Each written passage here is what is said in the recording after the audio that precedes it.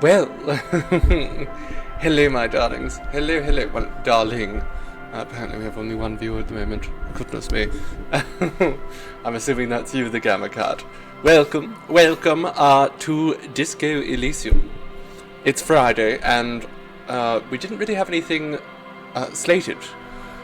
And I just thought, well, if partly... Oh, Chaos is there too. Twitch is lying to me. Oh, no. Okay, perfect. Twitch is lying to me. Now it's saying there's 5 people viewing. I don't know. It's never consistent. Either way. Welcome, darlings. Welcome to a Panic at the Disco stream. To Disco Elysium. A bit of a storytelling game. It's not so much a game as it is a visual novel.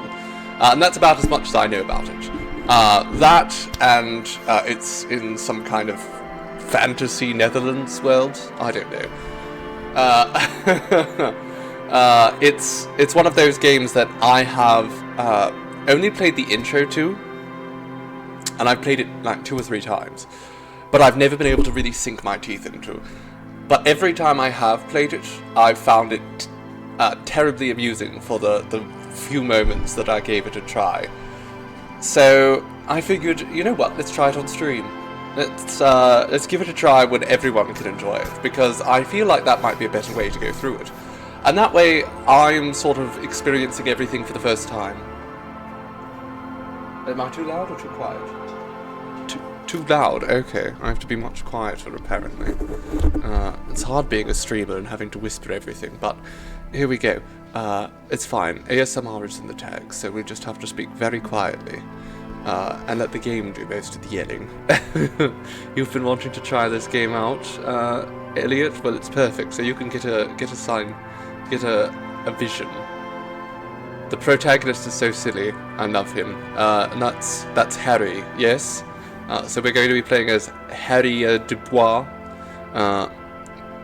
or Raphael Alphonse Cousteau.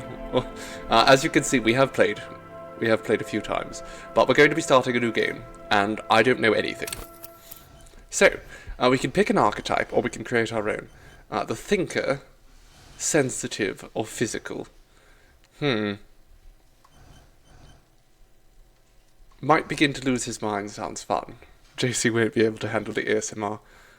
I like the idea of being either sensitive or physical. I want my protagonist to be a bit of a himbo.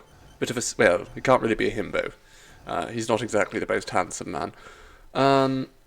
What do I do?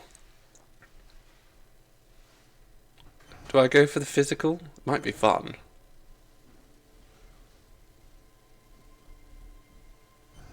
What do you say, Gamma Cat? You know best. What would be more fun? What's going to be funnier? Sensitive or physical?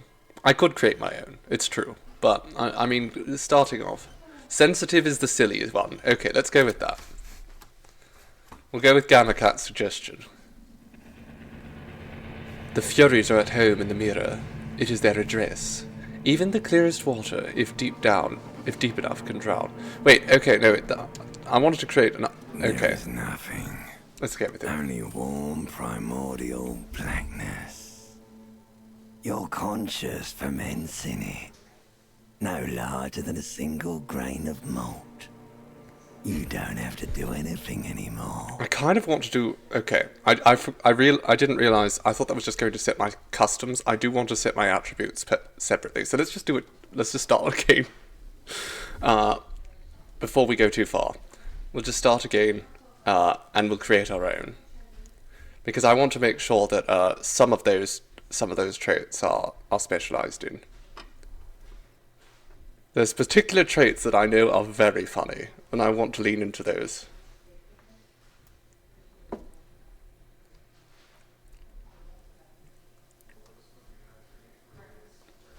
Let's go. Create your own. Perfect. Alright. We don't want to be that intelligent. We'll be weak.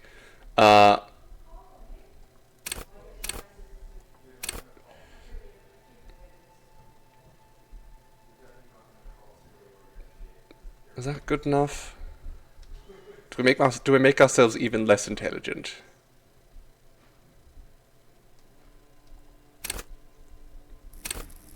Okay, I want to be I want electrochemistry as a signature skill. I feel like that's one of the most fun things to do. Drug ban. Or do we go with savoir faire?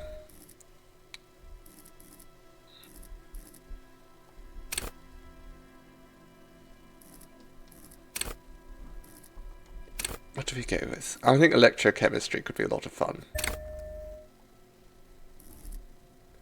Man's going to be wild. Absolutely. Let's go with it. Electrochemistry. It's my signature skill. Let's do it.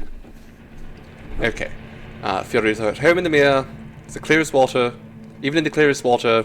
I'm not reading that. I haven't read it. I didn't read it fast enough. That's fine. There is nothing. Only warm primordial blackness. Your conscious ferments in it. No larger than a single grain of malt. You don't have to do anything anymore. That sounds good to me. Ever. Ever? Okay. Never, ever. Never, ever, ever? Never, ever, ever, baby. Alright, well let's simply keep on non-existing then. An inordinate amount of time passes. It is utterly void of struggle. No ex-wives are contained within it. Ooh, yes, give me some more. You got it, sweet brother. Nothing upon nothing upon nothing. How about you cough up some more of that sweet oblivion? Coming right up, sir. Smooth passage. Allons-y, let's go. Alright. Nothing down to fuck all borough. A return trip to the silence, please. Do you want me to upgrade that to a one-way trip, sir? Don't stop. Keep the singing. Sing me the song of death. The song of death is sweet and endless. But what is this? Somewhere in the sore, bloated man-meat around you. A sensation. It's the perfect time for this. Alright, continue. Like a fly to the ointment, your conscience sticks to it.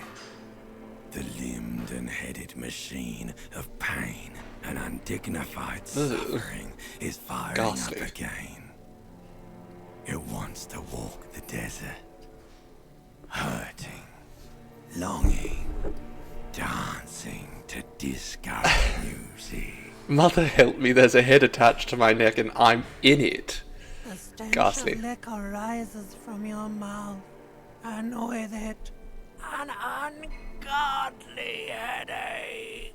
Help someone cut my head off, it's trying to murder the rest of A me. fiery streak penetrates your skull, trying to force your eyes open. It's a sound, a clarion call from hell. Okay, open my eyes. Ugh, don't want to. Terrible sounds in the background there.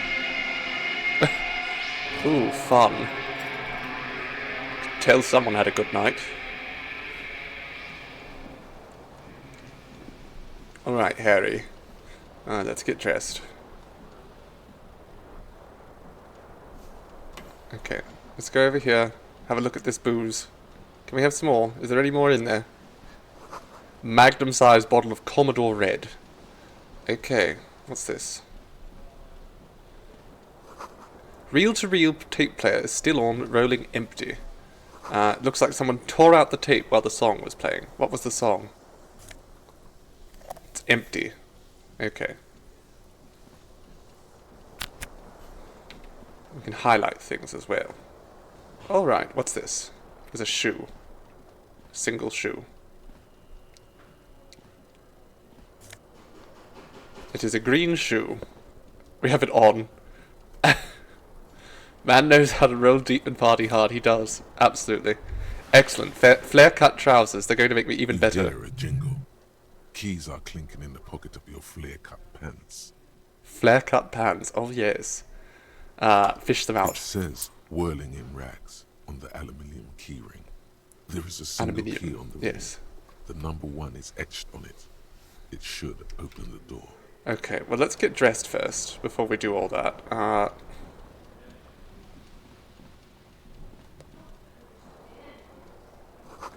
bottles in the bathtub. Wine, beer, and sweet liqueurs.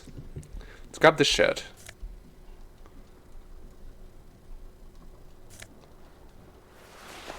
Let's have a little look in the mirror here.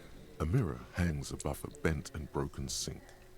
In a fierce discharge of masculine energy, someone has ripped half the faucet off. Hot water sprays from the base, and steam covers the mirror. You cannot see yourself, just the outline of a man. Suddenly, you realize you have no memory of the face that awaits you there, underneath the soft veil. Really? Nothing? Really? All recollection of the person you are, the people in your life, and even the world you're in has drowned in a sea of blood alcohol. This was no mere night of drinking. It was a deluge of world-ending proportions. Sounds like a good night to me. With all the synapses you've extinguished, it's a miracle you can even think this sentence. You've interrupted a true act of self-annulment here. Oh, okay. Well, let's wipe the mirror. As you slowly reach your hand towards the surface of the mirror. Yes. Abort. You clearly have not thought this through. You won't like what you see there, and you will never unbecome it. I don't care. Behold. Let's do it. Oh my goodness. You have no idea who this thing is, do you? Of course I do. It's some kind of superstar. I think I'm a superstar. I think it's pretty clear that I'm a superstar. It appears you're also dead. There's clearly rigor mortis on your face. Oh wait, is that an expression? Are you trying to make an expression with that face? Why? I think it might be because I'm a superstar. Please stop. It's horrible. You're scaring yourself. No, this is what superstars do. You can't, can you? It's like it's not even voluntary anymore. You have worn that grin into your face. It's not an alcoholic, he's a superstar. What does it even mean? What is the emotion you're trying to convey? Superstardom. You should check yourself for a pulse, superstar. From here it looks like a cadaverous spasm. Check for You pulse. find no sign of life on your swollen neck. However, putting your hand on your chest reveals an irregular heartbeat. You appear to be alive. Let's attempt to stop the expression. We're not going to succeed. But we can try. Like the rest of you, it comes from a bad place, somewhere in the past. Stop. It's too late. No. Like an image on film. The expression belongs to your primary motor cortex. It would take a minor neurological miracle for you to cease The producing expression. it. Alright, let's just walk away. Oh goodness, look, we can see ourselves in the corner now. Oh, I can use the WASD keys. Interesting. Alright, I think our tie's up here. This fan has two chain pull switches. One ends in a tiny fan, the other in a light bulb.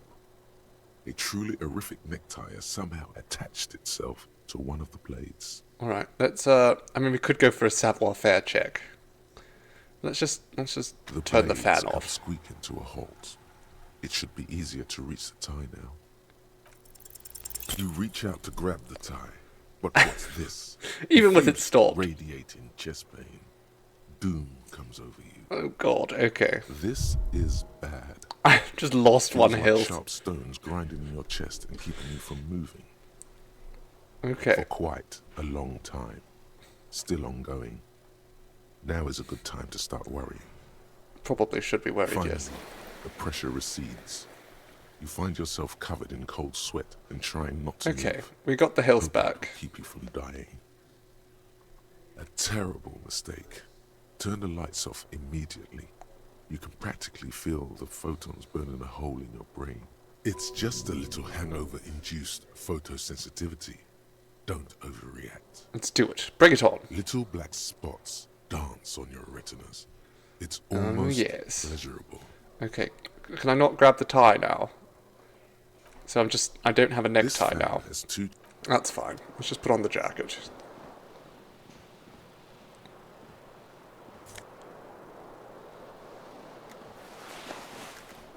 And let's check out here. Let's have a little look-see out the The window. window stands broken in its frame. Cold wind blows in. Let's assess the damage. The shards face outward. Whatever broke this window came from the inside. Did I break it with my A hands? fine web of scarring covers the back of your right hand, but none of it is recent. Okay, what did this More then? likely a projectile than a held object. There are no fragments on the floor from pulling a tool back in after impact. Okay, well let's assess the It size. is too large for a bullet, yet too small for a piece of furniture. You're looking for something heavy and larger than your fist. The single green shoe you found fits the hole almost as well as your foot. It would have also been heavy enough if thrown with force. Congratulations. You smashed the window with your own shoe. Now you only have one. If you're lucky, you could still find the other one on the balcony outside. The door to it should be outside your room. I don't need a shoe. I don't need anyone. The window agrees. Its cracked smile is cold and sparkly. See, the window agrees with me, but I want my tie. This fan has two chain. Can't do anything about it. And if I press tab, I don't think there's anything more I can do except just leave the room. Let's do this. Hello. Oh, now I'm not hobbling anymore. Hello, officer. Ossifer. The young woman raises a cigarette to her lips.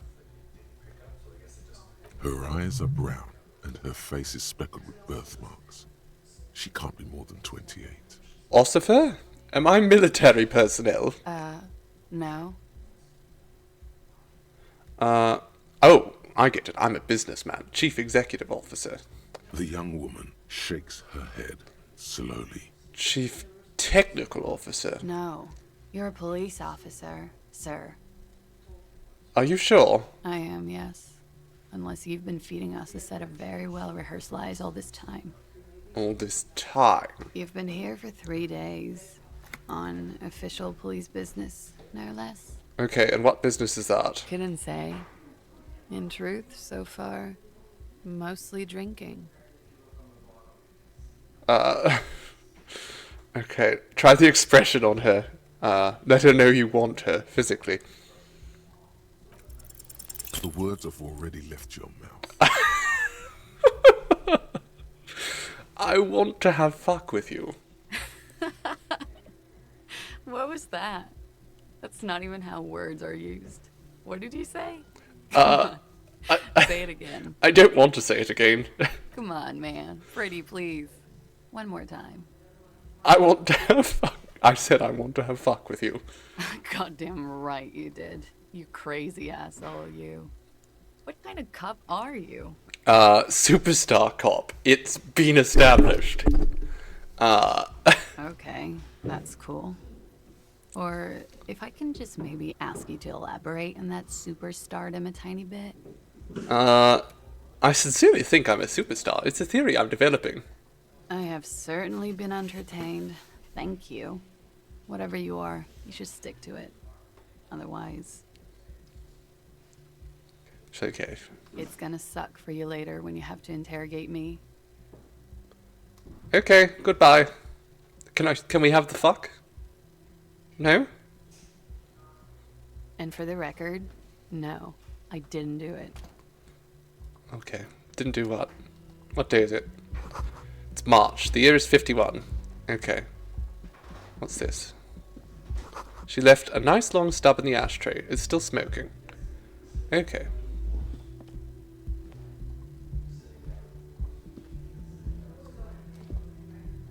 Oh, what's You that? should pick that fat, juicy cigarette butt from the tray, light it up, and smoke the living shit out of it. The what now? The living shit. Your Mesolimbic reward pathway does not mince words. It wants smokes. Am I a smoker? Who knows what you are? A monster, a murderer, the gnome of Jeroma.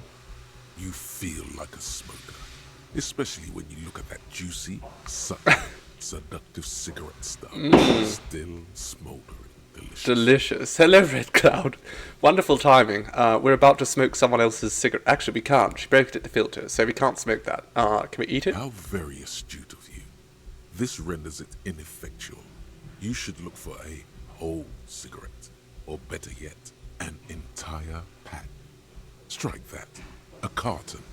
Make sure they're all healthy and able-bodied. Then smoke them all. I should not do that. Good. They'll make you stronger and better. You're too old to be cool now.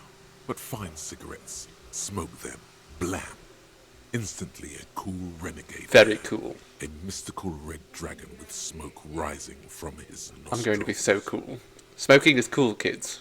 Plus, smoking then gives massive bonuses. Alright, can I not just eat this one? No? So cool. We're going to be so... Can we have the fuck? The door is closed. Knock, There is knock. no answer. She's ignoring you hear me. the shower being turned on. Somewhere inside, a tremendous loneliness comes over you. Everybody in the world is doing something without you. Why? I'm so The alone. door is indifferent to your loneliness. The world does not care. Okay. Well, let's just leave that. What's this? Trompe le Monde. Weekend edition of a satirical newspaper. It's probably racist, too. Because it's French. Hello? Oh.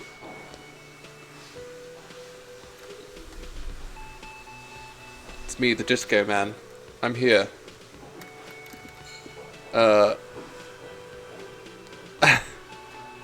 Hello, I saw a god. Music is seasoned with static. Hello. A man in his late 20s stands behind the counter, inspecting a stuffed seabird. As you approach, he gives you a sideways glance, then looks down again. That was disdain in his eyes. Even now he is purposely ignoring you. Looks like he's not a fan. I sense you're not a fan of mine. Oh no, you're a hero. A real hero. That's me. Superstar. Could the massive property damage upstairs have anything to do with this? So not only am I a cop, but I'm also a hero. Yes, you are. A real decorated hero. What did I do? What did you not do? First you took the body down, then you solved the murder, then you didn't trash my hostel room. Maybe you even negotiated a strike. Ooh, I did all those things. No, you see, actually, you didn't. You haven't done anything even remotely useful since you got here. Then what have I been doing? No, I haven't seen you around. I'm not always here. Let's look at the stuffed bird A then. competent work of taxidermy. The white and brown seabird lies among piles of coasters and drying mugs. One of its wings broken. The man is trying to mend it. Looks like the bird was ripped off the shield that was used to mount it. Most likely on a wall. What happened? Look, your buddy is over there. Why don't you go and talk to him, okay? I'm a cop, dude. I talk to whoever I please, dude. He pretends not to hear you. Alright. Let's leave then. Fine. Let's go talk with our friend over here. Hello. A bespectacled man in an orange bomber jacket is tapping his foot on the floor. Looks like he's waiting for someone. As you approach, he narrows his eyes and extends his hand in greeting. If an assault were launched on this building right now, if the windows came crashing down and the whole world descended upon you, this man would hurl himself in death's way to save you. You are sure of this, but why? Hold on. Who is he to me? He is your half-brother. My half-brother. Okay, let's shake his hand. I'm Kim Kitsuragi, Lieutenant, Prison 57. You must be from the 41st. You realize he's waiting for your name. Let's make up a fake name. Raphael Ambrosius Cousteau. It's so cool. Yes, it is. Raphael Ambrosius Cousteau is one classy name for one classy cop. Say it. My name is Raphael Ambrosius Cousteau. Yes, well. It looks like we had a little scheduling error on Sunday. Saturday too, actually. Have you had time to talk to the manager here? You mean him? I just talked If to you him. don't mind, we should talk to him again. Ask him for a rundown of the area. Now that I'm here as well. I understand the scene is out back, right? It also wouldn't hurt to assure him the police are finally here. In full force, I mean. Have you mapped out the initial interviews? Yes, the police. I'm aware I'm a policeman. That's what I am. Right. And the interviews? Yes? Good. Just going to But lie. even if you haven't, we'll have time for that after we take a look at the coroner's case. Have you removed the dead body from the tree? Look, man, you know, yeah. Does that mean the body is no longer in the tree? I don't like dead bodies. Sure. But did you take it down from the tree? Let's just keep lying. Completely. Does that mean you took the body down from the tree? No. So, the body He's got is me. still He's got my in the number. tree. He has my number. The body is still in the tree, it's This true. is the first time you detect a weariness in the lieutenant's voice. It is obvious he would have preferred for the body to no longer be in the tree. I'm guessing yes. Where it has been hanging for 7 days straight. We should go there as soon as we are done talking to the owner. Alright, let's get going then. Let's After just you. pretend that we remember If you're everything. about to embark on an investigation, shouldn't you have a badge? Shouldn't I have a badge? That's a good I point. mean, you don't have a badge? I have my badge. I'm a policeman, and I have my badge. Oh, if you didn't have your badge, then that would be very bad. You would need to But I have report it. on my shortwave. But since you do have it, we can go straight to the task at hand. I have it. Lieutenant Kitsuragi is now in your party. You can talk to him whenever by interacting with him. Okay, let's talk to this lovely lady over here. Hello, miss. Hello, sweetie. A cryptozoologist's wife. That can't be, good paying. That poor woman. Her husband just hunts Bigfoot. All day long. Wait, who's Sweetie? Sweetie? Why, you are, officer. Maybe I am a sweetie. And have you found anyone to be sweet to? I don't know. Wink, maybe I have. You rascal.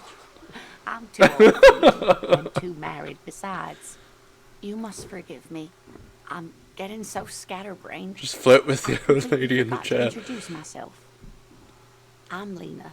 My husband Morel and I are staying with our friend Gary just down the street, but I come here... Gary, I'm going to steal your wife. This Lena is wacky enough for the motley crew. Hire her on the spot. How'd you like to roll with me? Whatever do you mean? I want you to be my wheelchaired partner in fighting crime, ridding backyards of corpses, and catching sequence killer. Roll us some cigarettes. I'm jonesing for a smoke. Yeah, no, be my partner in crime. Sequence killers? Oh my. But I think you already have a partner, sweetie. Oh, Kim? No, wait, let's get rid of Kim. We don't need Kim. Partner who needs you to help him get a corpse down from a tree. I know, but there's also side mysteries, sequence killers, and forays into the I supernatural. can assure you with absolute certainty, there are no sequence killings taking place in Martinez. Not yet. Now, gentlemen, no need to squabble. I wouldn't be of much use to you anyway, sweetie. Why not? 3 heads are better than 2. Thank you, but Martinez isn't the most accessible place, you see. I'd slow you down. Well, that's terrible. We should go on a campaign to make this city Perhaps another time. more wheelchair accessible. Alright, Of course. let's get dear. going. What's this? Royal Pinball Machine. Interesting. Okay, Kim. Let's go talk to this fellow here. The man with the unimpressive beard. Unimpressive beard. notices It is the an approaching. unimpressive beard, isn't it? He drops the ledger he was holding and turns to the lieutenant. Mr. Gard, right? You run this place. Yes. He's very terse. He's not happy. I am Kim Kitsuragi from Precinct 57. This is an inter-district investigation, so joining me from Precinct 41? As I said, Detective Raphael Ambrosius Costello. Right. Now, I know it took us a while to I'm a arrive at the superstar. scene. It also took you a while to call us and report the dead body. It was you who placed the call, yes? No, I only just got here. It was probably Sylvie who called you. She usually works the bar here. I'm only temporarily taking over her duties.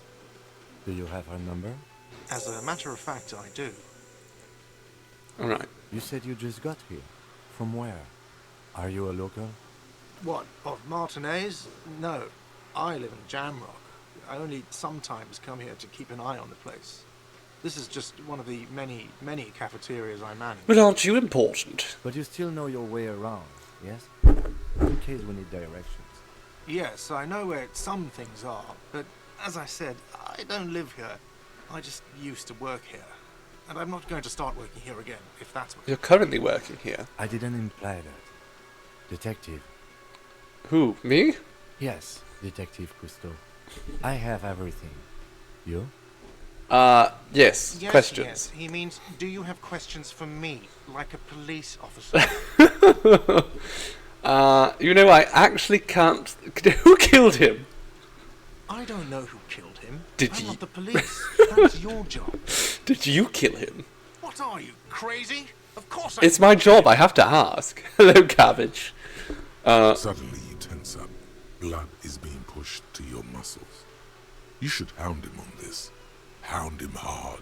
The prey drive says. Did you kill him, God? No, I didn't. You can tell me, God. You killed him, right? I didn't. I don't appreciate this.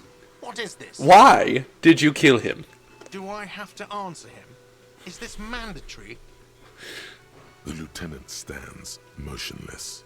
His expression unreadable. Did he hurt you in some way? Is that why? Did you get some kind of sick kick out of killing him? What are you, an idiot? I told you I haven't killed anyone. Anyone? Have you killed someone else then? He ignores you. That's all. That's all. Okay. Not so fast. You owe me 130 real. Nope. Let's get out of here. I was kind of hoping I'd fail that. Behind you, a whiny voice shouts. Real mature, man. Real mature. I know how the failure of that one goes, and it's so funny. I really wish I had succeeded. Alright, Kim. I think he killed him. You seem to be following me. Excuse me? Hello, kitty girl. Welcome, darling. I am wonderful today. I hope you're doing well as well, also. Just an You observation. have a distinctive way of walking. If I were to walk in front of you, we would surely collide. What do you mean distinctive? I hope you don't take this the wrong way. It's just a collegial observation. In the 57th, we call it the Jamrock Shuffle. Officers from Jamrock's 41st Precinct tend to move a bit erratically. How's that? They say it's a scene-clearing technique developed by one of your lieutenants for gathering evidence. It's erratic, yet thorough. Prioritizes containers. That's racist. I don't prioritize containers. I'm sure you don't. It's just a interdepartmental thing. Oh. We should move on. You're enrolling in your bachelor's degree this morning. Oh, that's wonderful. What will you be studying, darling? Interdepartmental stereotypes is not usually his oeuvre. He regrets bringing it up. Okay. Let's go. What's this? All around you, rain falls on the great city of Rivershaw. Rain drips from the eaves and floods the gutters, washing the filth away. The spring thaw must be here. The snow is melting. Looking up at the sky, cold water dripping from your hair. What do I see? Grey sky like great battleships, clouds colliding with one another. IT, oh perfect. Rain falls down. That's where the money is. How does the rain feel? Your shirt sticks to your chest. The shoulders of your disco blazer grow heavy. The cold finds its way in under your skin. You shiver, and the city shivers with you. You're not dressed for this weather. You should get an overcoat or a patrol cloak. Motherfucker. This rain will not let up anytime soon. You should get a raincoat. There's a freight to the east. They sell them there. I don't have any money, though, Kim. I don't think so, at least. I have to actually... Can I use your shortwave? Because I do actually have to make a call. Before you stands a motor carriage. The bodywork is covered in blue and white livery, bearing the number 57. Vapor emanates from the large engine on the back of the vehicle. It hasn't had time to cool off yet. This must be the infernal machine that tore you from oblivion. Okay, let's open the door. In the cabin, you are welcomed by a set of steering levers, a radio microphone on a hook, a pull-out toolbox under the seat, and the soft glow of the fuel preheater gauge. Let's pull out the A toolbox. metallic drawer slides out from under the seat and clicks into place. The tools inside are neatly organized. Is there a gun? Take what you need, officer. It's going to be a long case. I'm not protective of my tools, like some men are. He's clearly a little protective of his tools. But what can you do? Ooh. Work is work. Let's take a pry bar. The pry bar feels nice and cold in And your beat hand. someone with it. Heavier than you'd think. Cold and heavy, like truth. You feel like you're reunited with truth once more. Useful for opening all sorts of doors and lids. Can we take, like, everything? The handles are long and sleek. Snap, snap, go the cutters in your hand. And the flashlight. It's robust, weatherproof, and well-made. Police issue, blue. Lets you see things in the dark you would otherwise miss. Yes, that's what a flashlight does. Okay, we have a torch. Let's put in the pull-out thing, Slides and back let's into its nest. call the radio. The frequency tableau lights up, and the green button labeled Prime Line glows like a feline eye. And then you hear something. The soft purr of electrical kittens. Radio waves cast far and wide over the metropolis. A woman's voice greets you through the static. This is Precinct 57. Hello, Lieutenant. How may I assist you? Hello, Alice. Please assist our colleague from the 41st precinct here. I'm putting him on. Hi, Alice. This is the officer from the 41st, Raphael Ambrosius Costello. Nice to meet you. This is Officer Alice Demetri, Precinct 57. How may I assist you? Could you connect me to the 41st? Just a second, officer. She puts me on hold, and eventually I get a voice. 10-5. This is 41st. Come in. Over. Over. A scrawny old man sits in a dusty cubicle, smoking, with a large white rectangle sewn on his vest.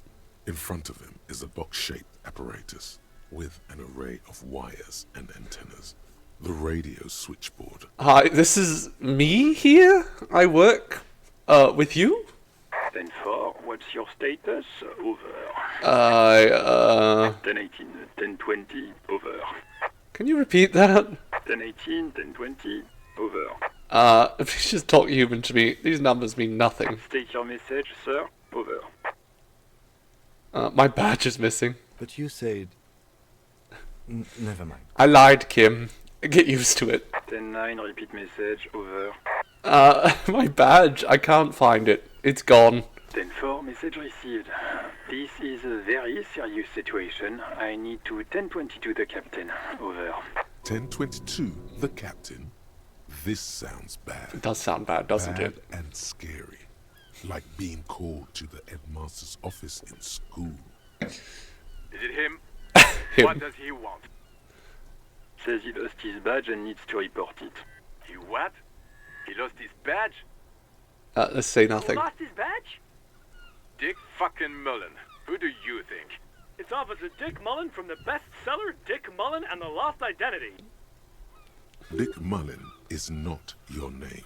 It's the name of a fictional detective. Who No, would not as we know, I am Raphael. defend yourself immediately. They're laughing at you.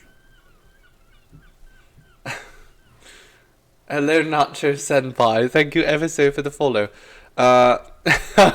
Officer has lost his badge, like I'm the first cop. He says this has probably happened to other policemen before him and laughs sarcastically. Oh god damn it. Is he fucking kidding? The whole station's gonna be dicked for this. Satellite Officer Vikmar is wondering if you might be joking and adds that this tarnishes the reputation of the entire station. Over. Mullen dicked us. Can we just move on? 10-4, I hear you, officer. I'm just going to make a note here that you are in pursuit of your misplaced badge. Over. Yes, it's misplaced. Fuck me. Mac, come here. You've got to hear this. Dick Mullen lost his badge. That's me, Dick Mullen. What's going on? Super cop here lost his I badge. am a super cop. He lost his what now? I'm a superstar through and through. He lost his goddamn fucking badge. Okay. I have other things to discuss. 10-9, come again. I didn't get that. Over. New heights even for Captain Sober. Ask him. Ask him if he's lost his gun too. That's actually a good question. Sergeant Orson wants to know if you lost your gun too. Over. Check your pockets. Check your...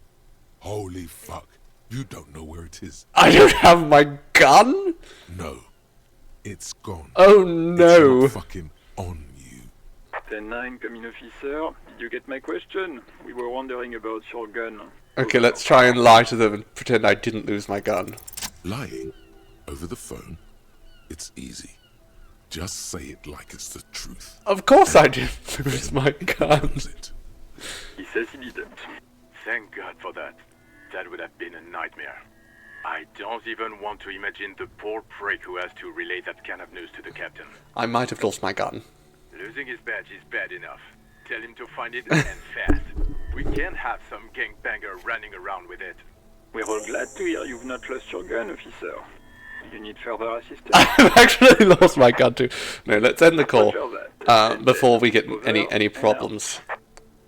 Okay, let's leave. I promise I didn't lose my gun. Okay, we have a bunch of gear now. That's nice. We have one shoe.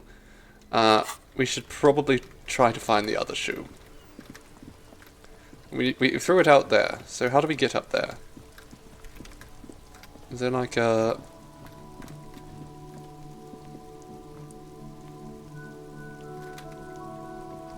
There's an exit up there. Okay, what if we go back inside? Will the man try to get our money? Closed for winter, please use main entrance. Okay. You wanted them to roast me. They already roasted me enough, I lost my badge. Let's just sneak around. We don't want the cafeteria manager to catch me.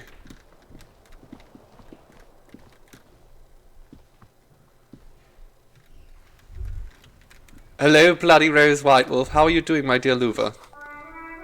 Okay. It's windy. Let's take my other shoe. There they both are. Two identical shoes. Both copiously green and indiscriminately snakeskin. Reunited on your feet. They don't really seem like cop shoes. It's pretty clear a normal cop is not what you are. No, I'm a superstar cop. You may be what they call a big dick cop. That's exactly it. How do they fit? Good. They're balanced. Comfy. Feels like the only good thing about you right now. Oh my god, yes, big dick cop. That lowers my savoir-faire pretty significantly, but that's fine. Alright, what's this? The smell of the sea makes me dizzy. Can we get the tie? Kim, can you help me? I can't seem to get my tie back. Also, did I bust this door down? Kim also tries not to look at the pile of taped viscera on the carpet, or the weird suitcase on the hat rack, or the potted plant dying in the corner. But it's all just too morbid to ignore. This is where the magic happens, Kim. And by that you mean crimes against humanity? I defied bourgeois morality here. Defied it hard. I have no idea what that means. That's me.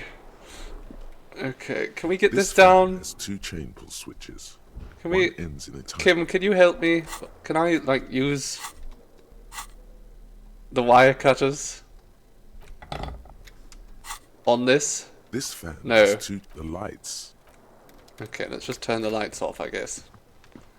Alright, then I guess I just don't get a necktie now. I'm doomed. Doomed to go without. Hello? Who's in here? No one. Right, let's go downstairs. What was that? Nothing on the front page rings a bell. Ah, that must be the paper.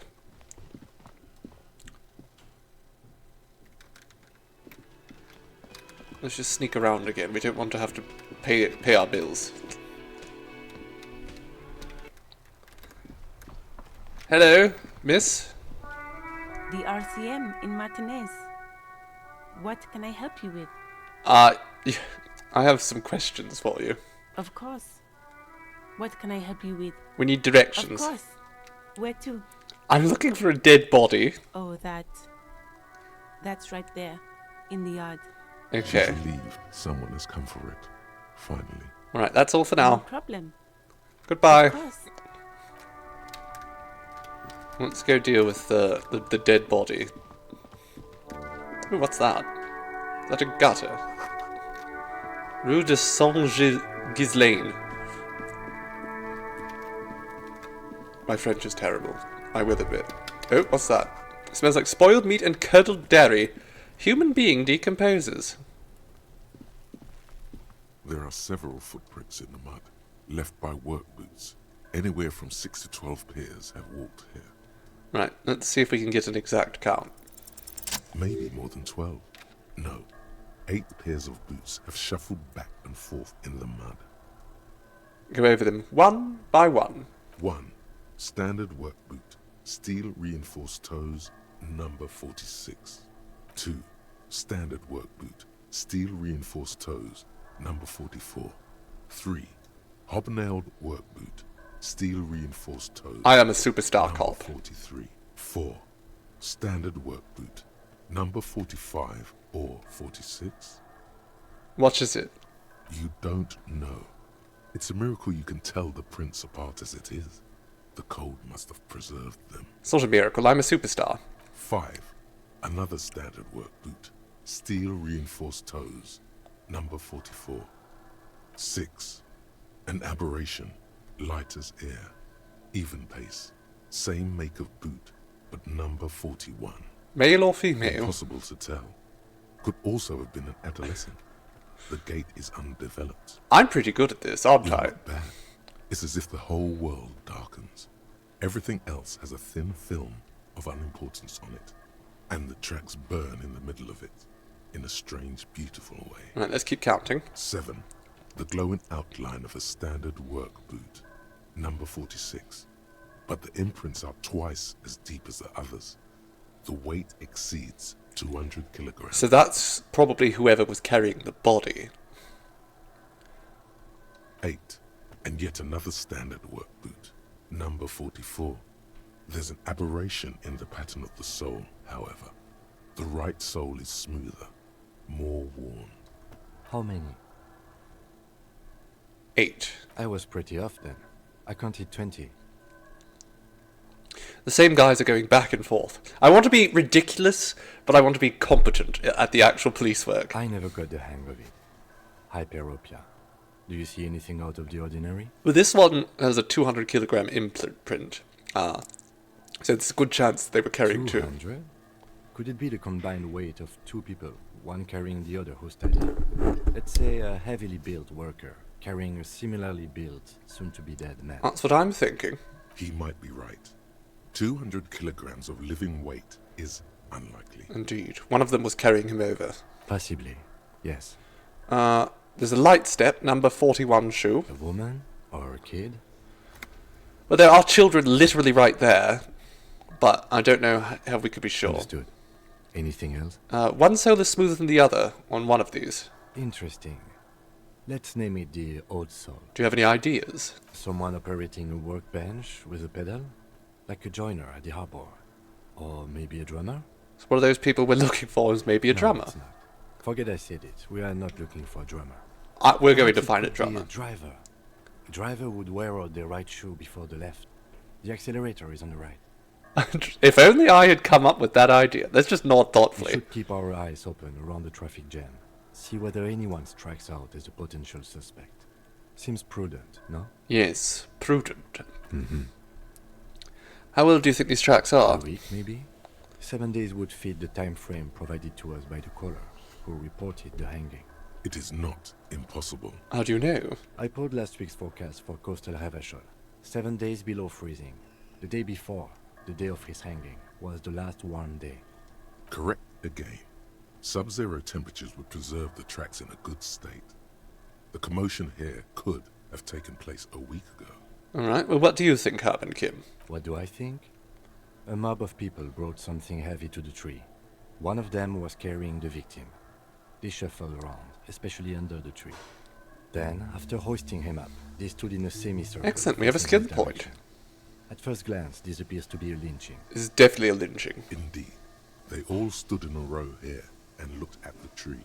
Right, we've been through all of that. And I have a skill point. So where do I put this?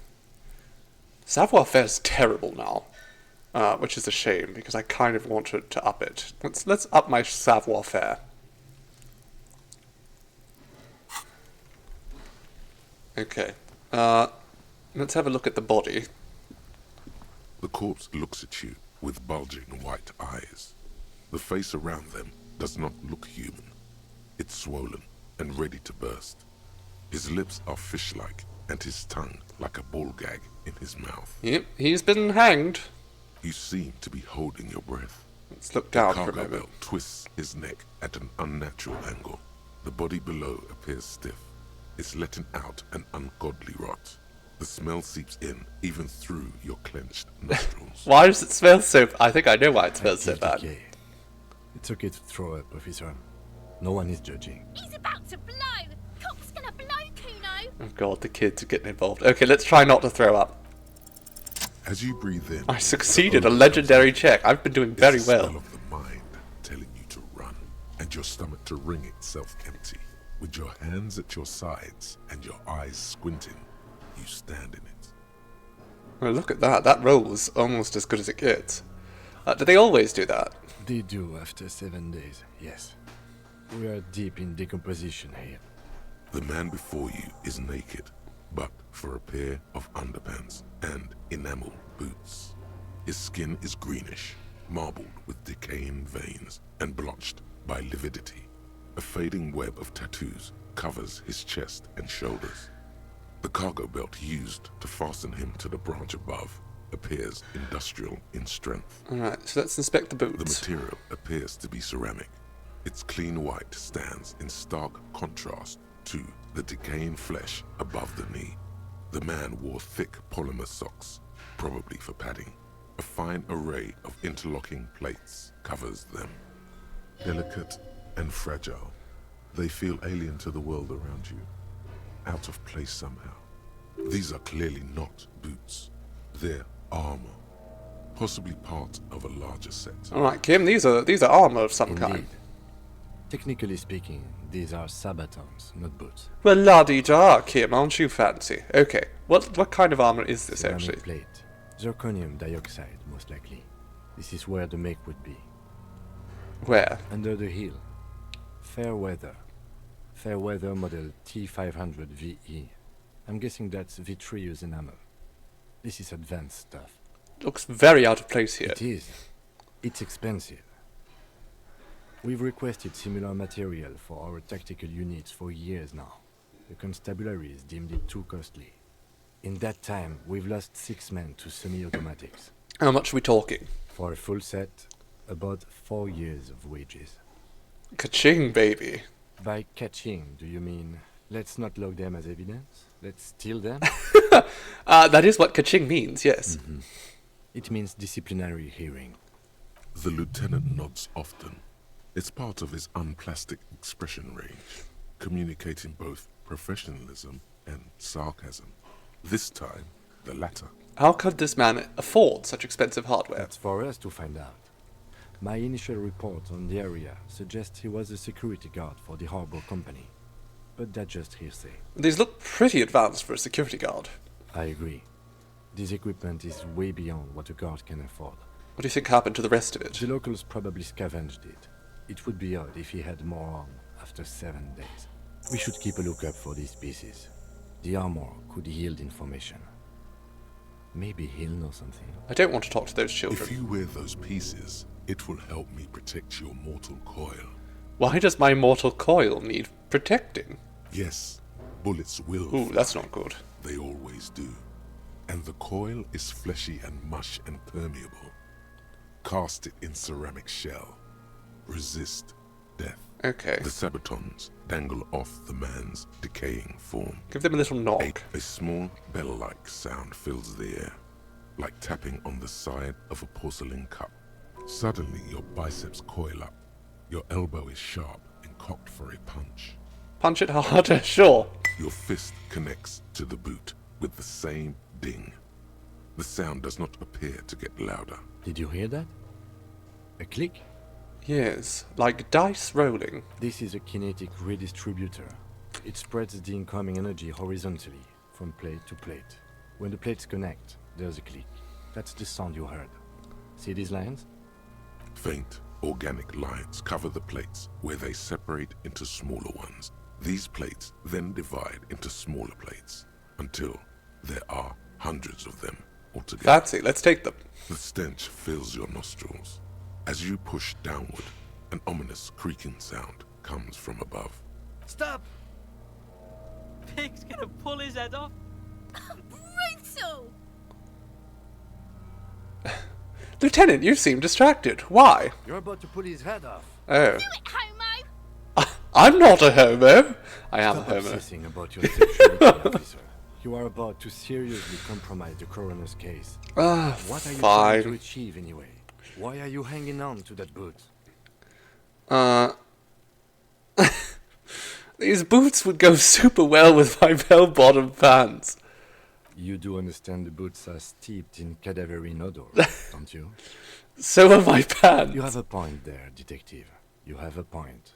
But there's no way you're getting them off. All the organic matter in his body has been flowing down into the boots. They are fused to his feet. That's disgusting. Now. Why do you think the locals haven't scavenged them yet? I don't know. You're sure there's a way to peel them off, but first the body needs to be down. And second, it would probably be better if the lieutenant wasn't around. Alright, sounds like a plan. Anticipation makes you crack your fingers. Feels nice. Nice and cracky. Processing will take care of them. With the situation in the morgue, it will yield nothing. But we must pick our fights. Should we continue? The cadaver slowly twists on the cargo belt, his torso covered in tattoos, and extremities blotched pink and Alright, blue. well let's look at those tattoos. An intricate web of blue lines stretches across the torso, from the right shoulder to the solar plexus.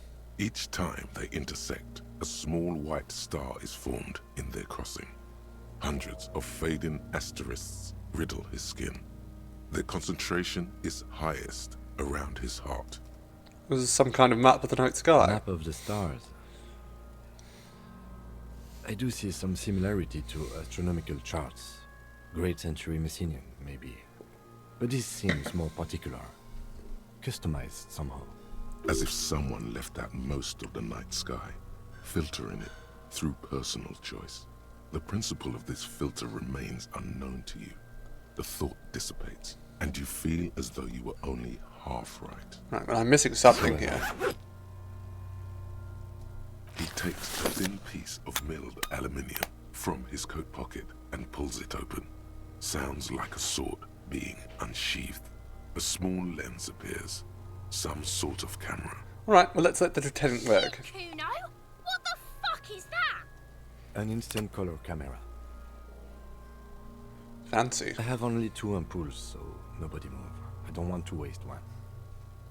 A sound, a shrill flash, followed by the breaking of a small ampoule of glass. You see streams of color pour onto the thick, glossy piece of paper, rolling out. In case we need it. Very cool. Yes. It is pretty cool, isn't it? So cool. What do we need the photo for? It contains insight to the victim's person. By his build, I'd say this was a man of physical violence. That seems The story presumptuous. he wanted his body to tell was important to him. It is his letter to us. Someone should decipher it. We'll need to show it around. Alright. Here, Say a nothing. souvenir. He gave it to me anyhow. Don't lose it. The glassy-eyed corpse looks by, his mouth mute and his skin as colorful as the chemical rainbow on the photo paper, teeming with opportunistic organisms. It's so grim. You required an interactable item. Investigate this item further by going to the Interact tab in your inventory. Alright, let's look him in the eye. His eyes are milky white and blind to the world, protruding comically from their sockets. There is no one home, just subaquatic terrors there. Dark brown hair grows on his head. His face is ready to explode from the organic processes inside. The death's head grin has passed. What remains is an unrecognizable mess. Tell me who you are, dead man. The corpse is dead silent. You have no idea why you just said that. Who is he? He is male, 4250, with an athletic build. The corpse looks right through you as you distance yourself from its stench. Eyes like a shark. Like a doll's eyes, okay. The hangman's knot is pulled tight by the weight of the corpse below. Yellow, hard-edged polyester cuts into his neck. Above, a sliding buckle ties the belt to the branch. Oh my, there's something on the belt. A familiar word that speaks to the thirst within you. Ooh? What was that? A word?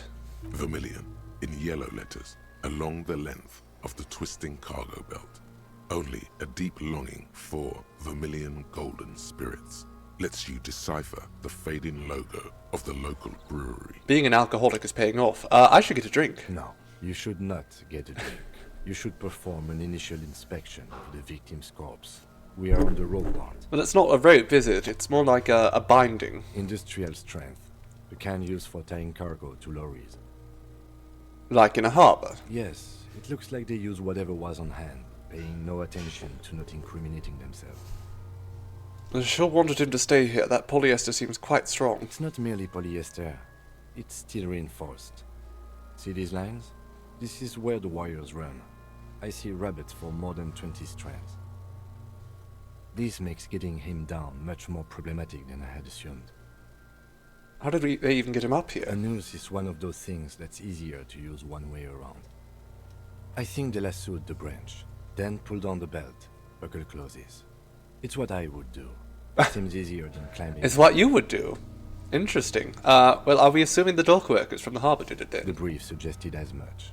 Politically motivated by the ongoing strike. Did you not get a briefing? Yes, I did. Then you should ask me the first moment we get.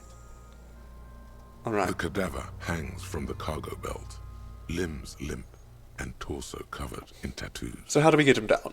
Are you sure we've finished the preliminary examination of the cadaver? We might miss some of these things once he's down. Alright, let's step back and have another look The first. cadaver slowly twists on the cargo belt. His torso. As you narrow your eyes, the monster before you blurs into a violent mess of green and pink. Only the lower extremities are pink with a dash of blue. His fatted hands, thighs, and his neck, just above the noose. The rest of the corpse appears dark green in the cold spring air. Why am I squinting, Kim? How should I know why you are squinting, officer? His face and hands are pink, thighs too. The rest is green. Oh. You are trying to assess lividity. The monster comes back into focus, an explosion of color, coursing with dark marbled veins. His stomach appears pregnant with something. Black liquid guessing it's just streams death. down his thigh and onto his boot. Disgusting. So, what do you think? I think he's dead. He's been beaten up. I do. See all those bruises? Most of them are post-mortem. Maybe even all of them. The delinquents have made our jobs harder with their little sport. Stop talking in riddles, coin slot. He means you fucked him up good, Kuno. Fucked him up brutal like. I think he might be dead. I agree. Totally dead. Deadly dead. This Buster's not. No, yes. Dabba-doob-doob dead. I like Kim, actually. He's a good people. I don't know what... Something is coming out of him. A pool of blood and feces is eaten into the frozen mud below the man's feet. Purge liquid Disgusting. Into it, drop by drop. The victim appears to have contained no more than half a kilogram of digestion at the time of death. The fuck are you saying? Talking about shit. Oh my god. Goddamn right I'm a faggot! That's exactly... Goddamn right I'm a faggot. Malicious laughter erupts in the yard. Sounds like seagulls. Big's head is a... The lieutenant's face is made of stone. Alright. What do you think, Kim? I think he was upright immediately after death. Blood has gathered in his hands and feet, and his neck. The noose acted like a tourniquet, keeping the blood in his head. The hypostasis here is in tune with the hanging. That's what I think. So, it's a lynching. Everything here seems to corroborate that assumption, but we should still get him down before assigning a probable cause of death. But there is no breath to catch. Only the cadaver filling the air and your nostrils. He slowly rotates before you, decomposing. Alright, well let's get him down. The steel-reinforced belt presents a unique challenge. I brought chain cutters, but I don't see a good angle of approach. I'll just climb up the ladder. The cadaver is a good 1.2 meters up. Neither one of us can reach the belt without assistance. And even if we do, there's the question of cutting it. I have the wire cutters. Seems like a lot of hassle. Let's not do it. We are not getting him down already. Not getting him down is a task that's already accomplished. Sadly, it's not our job to keep him up there, but to get him down. But I really don't want to pull his head off. How do you plan to get him down, then? With social sensibility? Are you going to educate him down? Yes. Saw the branch? Climb up there and saw the branch? Yeah, we could use the kid's ladder on the side of the tree. Don't trust that ladder. The assailants didn't use it. It's rotten and less sturdy than it looks. And I don't see another good way up there. I'm sure I Honestly, can do it. I prefer a non-acrobatic solution to this. Clown cops climb tree, fall down. Enraged cop assaults children after falling from tree. Sounds funny to me. Cretin cop, they like that word, saws the branch he's sitting on, literally. Local children report corpse mutilation. Fuck yeah, climb that shit, monkey. I'm with the kids. See, you're only making them do those things less.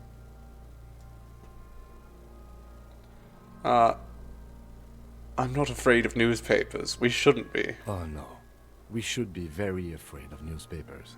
And the radio stations too. We should be wary of enticing them in any way. So we're just going to let those little kids bully us into not doing our job. What I'm proposing is, we save acrobatic tricks as the last resort, after we've tried everything else. It's been 7 days, Kim. These have got to be the most fucking boring mulka parts I've ever seen.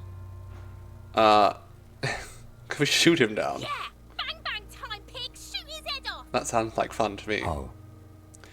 I don't know, just shoot at the belt, and the bullet will break it. It absolutely will not, officer. That's not how physics work. It will maybe cut one thread loose. Yeah, now we're talking. Entertain a Kuno with some shit. They'll miss. The pigs will miss Kuno. Let me try. I want to shoot His it. brow is furrowed. He appears too deep in concentration to even notice what you said. Take the shot, Lieutenant. What's the worst that could happen? Take it. Take the shot. Yeah, take the shot. Kuno wants some of that shit. Silence. With Oh his my elbow god, Kim, sharp, you're not actually the going to do it, are you? unzips his jacket and produces a lightweight firearm. He drops a paper cartridge in the barrel, separates the scouring stick, and gives the cartridge 5 tucks. My god, Kim, don't... He then steps back and assumes the fellow's desk position, taking aim. The corner of his eye twitches. His finger is on the Madman. trigger. Shoot that motherfucker down, Kim. He's gonna fucking The kid's voice is drowned in a shrill blast that echoes off the walls of the surrounding tenements. A cloud of smoke slowly parts in the air as the lieutenant steps back and says to himself, God damn it. You didn't hit the head, did you? Fucking idiot! Mookabat asshole! Kuno could have hit it easy, but then Kuno's not fucking handicapped, is he? Get your shit together, Kim. Remain collegial, officer. It was an honest mistake, and I will not repeat it. It's alright, don't worry about it. Kuno's sorry too. Kuno feels sorry for the Beano Cloud. The lieutenant doesn't say a word, just looks at the gun in his hand. Can't stay well. Thank you for stopping by, Fairy Bites. I hope you're having a good day, even if you're stuck at work. I'm having a marvellous day. We're listening to this fun little story. Story time. Try again, maybe? No, we are lucky as it is. Any more mistakes could put us in an unfortunate position with the locals. We have eyes on us. I wanted to do it. Why couldn't I use the gun? I have to say, it's beginning to... I want to try. It's bad as it is. Us shooting firearms like punks. Go ahead. I'm not stopping you. Just don't lose it. They only have one It's gun. true, I lost my gun. This is the sorriest pair of pigs Kuno's ever seen. Yeah, take it, you fucking banana pointer. Take it and shoot yourself in the mouth. Oh my goodness. Let's feel the weight first. The cold piece of bakelite and gunmetal is I'm surprisingly still streaming. Your fingers fit right I don't through know if I the will guard, be. It'll be a bit of a shorter instinctively stream resting today. on the trigger. What the fuck are you waiting for, Kuno? Tell him to shoot himself in the mouth. Kuno is silent. Aggression gathers in the air. The trigger feels delicate and ready to break under your finger. Point the gun at the belt. The buckle comes into focus in your sights. You stand with your feet planted firmly in the ground and your left hand supporting your gun arm. Why don't you just shoot yourself in your mouth? Oh my god. At least you won't miss. Let's just point the gun. Tell the kids to shut up. Or what? You gonna fuck me? You wanna fuck me, pig? Is that what this is about? Let's just. Should we point the gun at the children? Holy no! Let's do this. Let's close our eyes. Your field of view narrows. The branch slowly These kids are terrible. becoming entirely two-dimensional. The metal buckle glimmers, catching the morning light as the corpse slowly rotates. Look, he's crying. You gonna cry now, fucking faggoty? I'm pointing the. Do it! Set me free! Oh my god. Don't. Do it! Oh my god. Fuck you, little shit. Put it right here, Mulka! Right here! Intense shit, copper. I think Kuno appreciated that. Fucker waved his gun! It wasn't intense, it was pathetic! Okay, I've lowered my chance of actually succeeding here.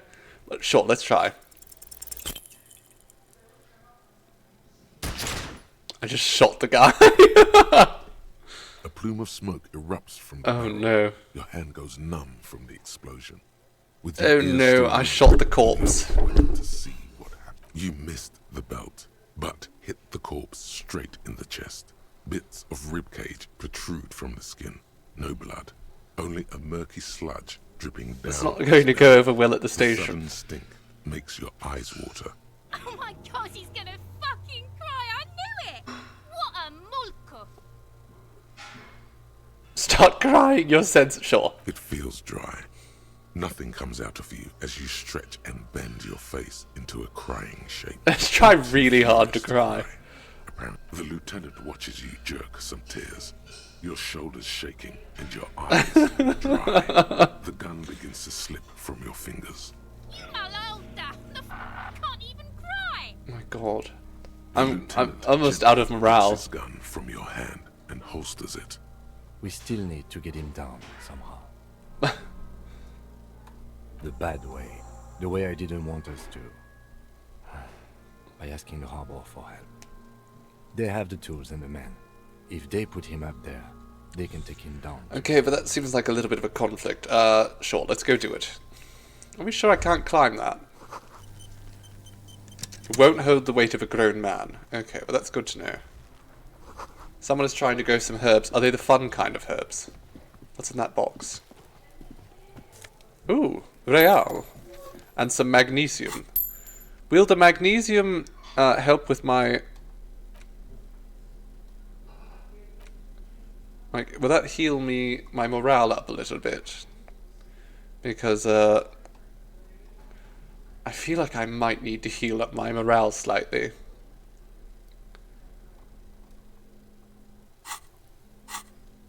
No? Is that it? I don't even know where it is. Oh, okay, I can't. There we go. What's this? Winch mechanism that has been oxidizing. An inconspicuous pile of the roofing material, eternite. What is it? It's nothing. Someone just left some roofing material slanted against an old shack. So why am I looking at it? Because there's a secret door hidden behind the panels of eternite. Secret? That's why there's secret tunnel. Alright, let's put the panels aside. You see a shabby little door.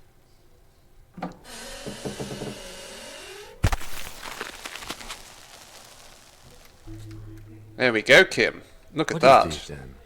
A tool shed? Let's investigate. Indeed, let's. But first, I want to go... No, I can't go around there. Alright, let's go inside. Oh, look, a pig. Empty tube of the magnesium supplement. We could actually use more. Cured pig's head. Delicious. A silver plate with traces of bone yellow powder. Be still, my beating heart. It's amphetamine. Oh, Sweet yes. Amphetamine. The lieutenant isn't studying the powder in the mirror. He's studying you. I heard amphetamines make you a really good detective. Are you a really good detective, Kim? No. I'm just a regular detective, thank you very much. Someone has taken narcotics here. Should the police interfere? Perhaps not. This is below our pay grade, detective. However... Oh yes, a ladder. We could use that. Ladder there? It's probably another way into the industrial harbor, no? The secret path the local kids use. Or, idea, we take the ladder and use it to climb the tree.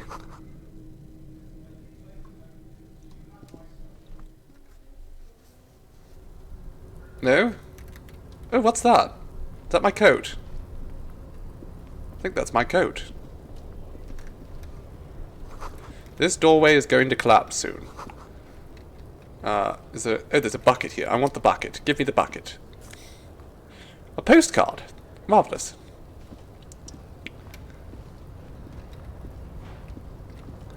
And there's a chest there. Of some kind. With a nocifed. So we'll take that. There we are. We are... Oh, there's more real over here, aren't there? Yes. Almost 1 real. And that one's... There we go. There's 2 real here. Isn't that lovely? Okay, is there no way for us to get off this area? Looks like someone left his tarpaulin cloak hanging on the railing here. Look, Lieutenant, it's a cloak. Yes, it's probably It bears the RCM insignia, and you have a habit of being careless with your equipment. You could probably make the jump. You look like you've done some track and field in your day. Look around. The wind is aggressive up here. The lieutenant looks at the enormous... Then he turns back to the sad piece of fabric flapping in the wind. Should I go for it? The cloak? I do think it's yours, yes. Well, it doesn't seem too dangerous. 2 meter stops. Whenever you're ready. Okay, I will try it, but I'm going to remove my shoes first, because they really bugger my savoir-faire. What actually is... And my pants, sure. Let's do it. Let's remove my pants, and then try it again. A tarpaulin cloak is still caught on the railing. But still a fail. Claimed it for That's not good. Okay, well, I don't know if we're going to get that now. No, no. That's still too high. What were you could have died there. Oh my god, Shit, my shit. morale is failing. Hey, what happened? I can't jump. I'm scared apparently. Okay, that's not good. I mean, I'm so low on morale. Can we just go over here at all? Oh, are we sure we can't reach that? Feels very close. Okay, so this was a completely useless, useless path.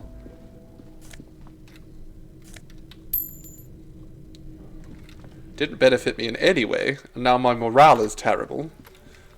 So, I guess let's just keep wandering around. Maybe we'll be lucky enough and we'll find something else that can heal me up.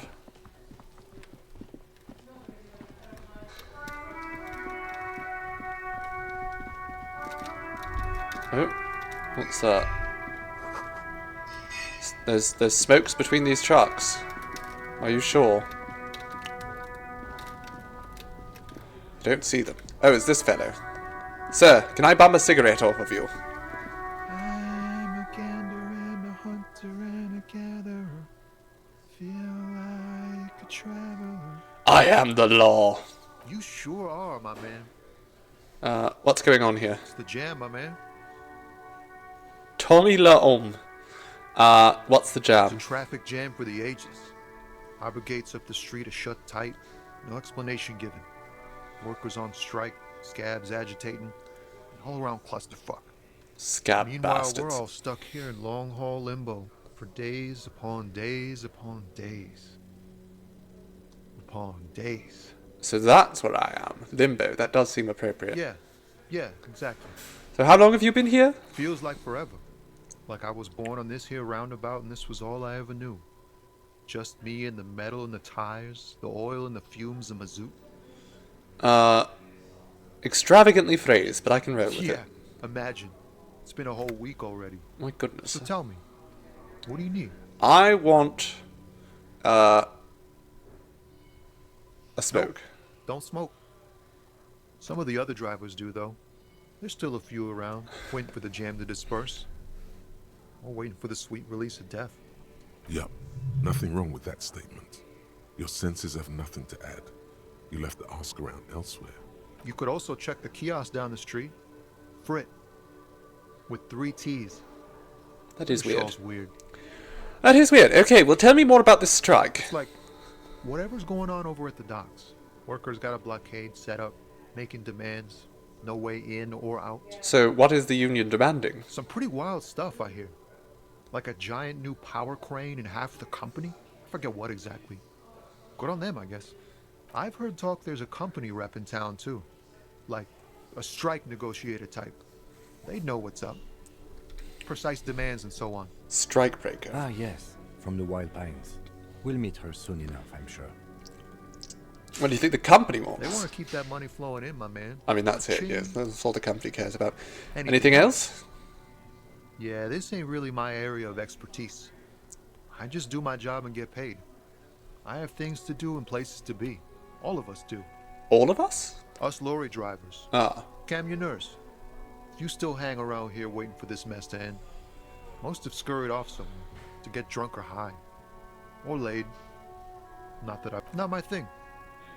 Chasing transient pleasures is a drag these days. I prefer the examined life now. Thinking, reflecting, observing. I'm more about the transient pleasures. What's better than chasing transient? Exactly. The more transient, the better. When one's ended, you can get onto the next one. Absolutely. He tries his best to look nonchalant, but there's a rigidity in him, as if trying to conceal something warm and deep beneath a cool exterior. What do I see in his eyes? In his eyes, an unfamiliar longing. Flecks of brown and gold. Familiar how? It's hard to say.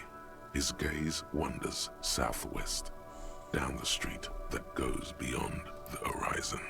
The road continues for miles, flowing together with other roads, turning into causeways or bridges, ending suddenly in dead ends, or ramping up or down highways.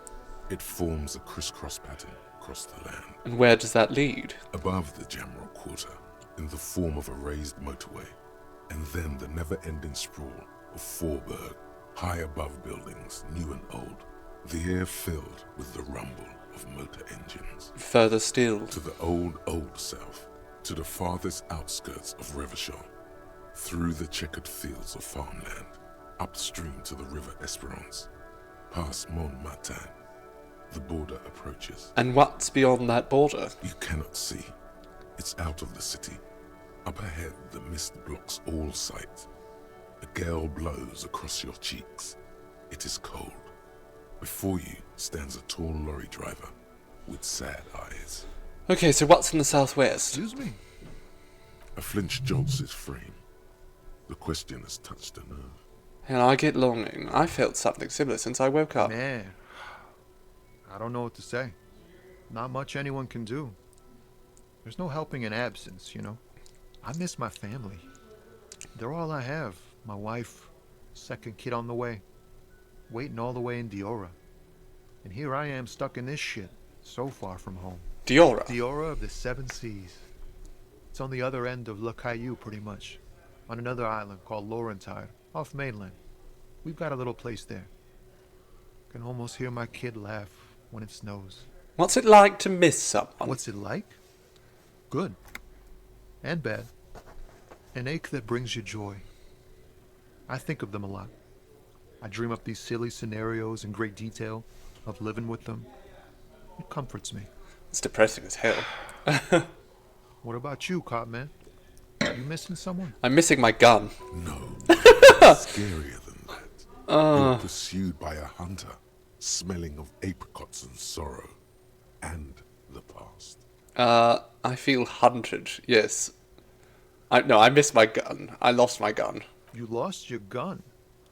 Oh, man. But, thanks for this.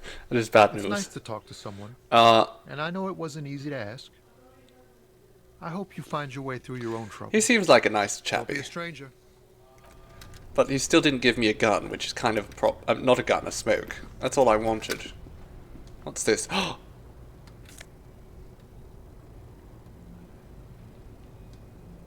There they are. There they are. We've been waiting. What just happened? Did I use one? There it is. A brave little army in your pocket. The first Smokes platoon. 20 brave souls standing in salute, ready to step into fire for you, sir. Let's pull one out of the pack. You picked the best one. This soldier is fat and succulent. What are you waiting for? Light up. Re-become yourself. Oh yes, let's light it up. Get a load of this rock and roll cop here, people. Johnny Thundercop fishes a cheap lighter out of his pants. With a flick of the thumb, there's fire. A primal satisfaction. Here we go. Dip that bad boy in the flame and breathe in. Thick, warm smoke gets sucked down into your lungs. Immediately, you feel a warm nostalgia fill your head, body, and soul. A nostalgia I've leveled for up smoking. yourself. The man you were in your youth. Johnny Thundercop is back, and he's chill as balls. Johnny Thundercop is back, and he's chill as In the bottom right balls. corner of the screen, there's a cigarettes button. Marvelous. Cigarettes gives +1 to intellect skills. Logic, rhetoric, conceptualization, visual calculus, encyclopedia, and drama. This is good before a white check, but damages your health. Marvelous. Now I could just smoke whenever I want. Also, I leveled up, which is excellent. So, what do I put that point in? More savoir-faire. I feel like we need more savoir-faire. It's not very good, is it? Interfacing, half-light, threaten people. Inland Empire, conceptualization.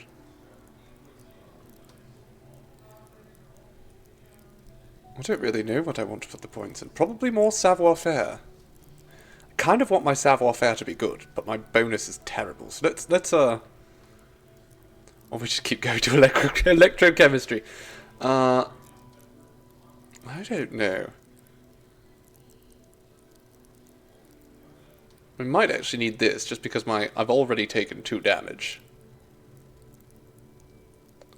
So let's increase our volition, because it's not very good. There we go. Now we have 4 morale overall, and I think that's just better.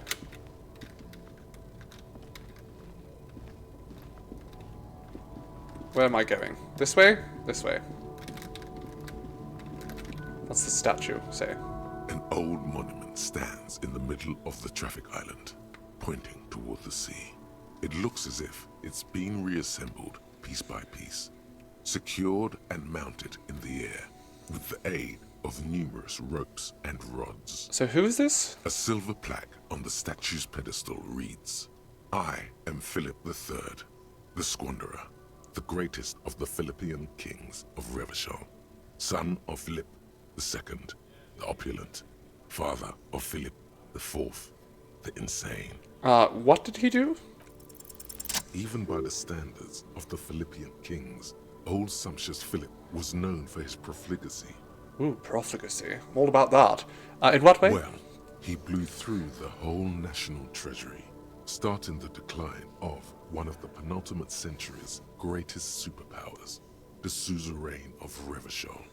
That sounds bad. His own maladministration foreshadowed the fall of the monarchy during the anti-centennial revolution, an end to his family line and the monarchy on the Insulindian Isola. How did he manage to blow through the entire national treasury? Stories have it that he had his bedroom converted into a treasure chamber, where he stored unfathomable wealth. Krugerrands, bars of gold, ornate weaponry, armor, and various chalices.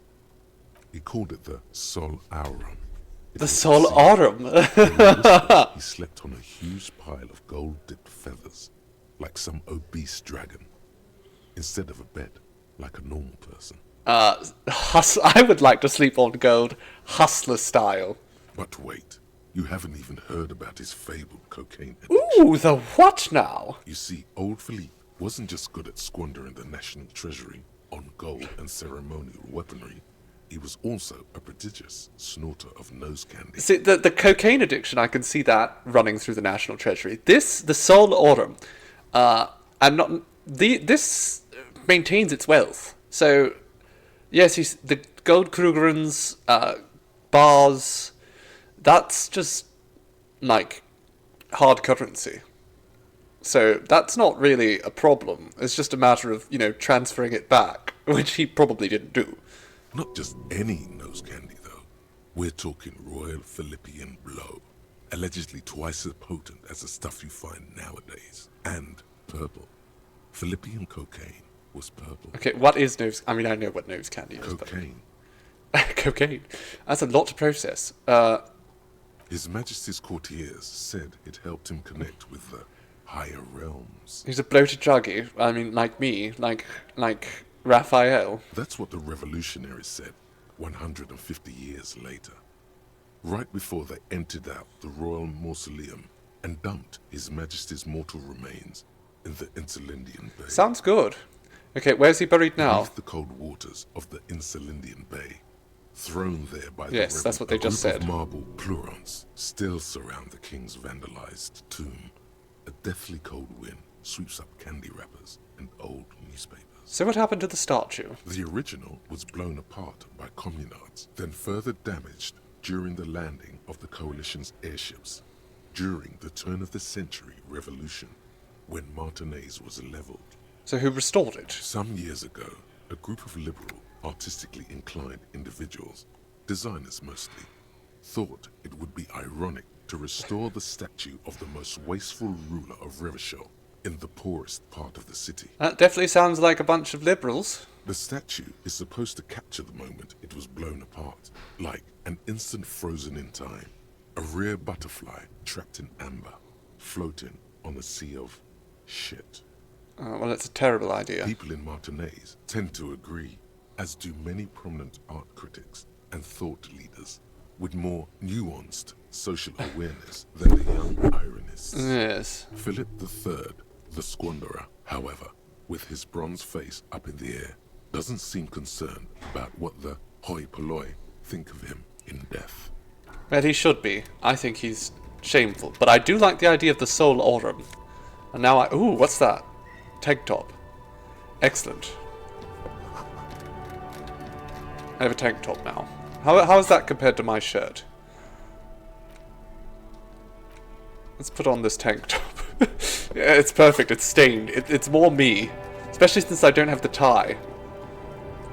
Without the necktie. Hello? The small, wrinkled woman does not greet you. She nods along to something on her radio. A photograph is clutched in her hands, and there is a warm smile on her face. Excuse me, ma'am. I'd like to ask you some questions. Wherever this woman is, your words. Let's be really rude. To reach. Wait. She's just a distracted old woman. Better to leave her alone. Why? Why? Okay, well, if you say so, Kim. Let's just leave her alone, then. I'm guessing she has nothing to do with anything. So we'll let her be. I'm just sort of running around, seeing if I can find any more goodies. Hello, can I rob this car? Foreign car, kept in good condition. Ooh, there's some real on the floor here. Don't mind me. They want work. You want work? How about real?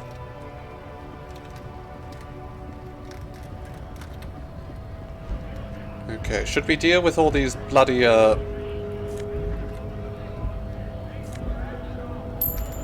scabs? Can I punch a scab in the face? I would like that. Ooh, what's this? Is this... Excellent, some magnesium. There we go. Can we go in... How much? We only have four real. Hello. Welcome. Racist lorry driver!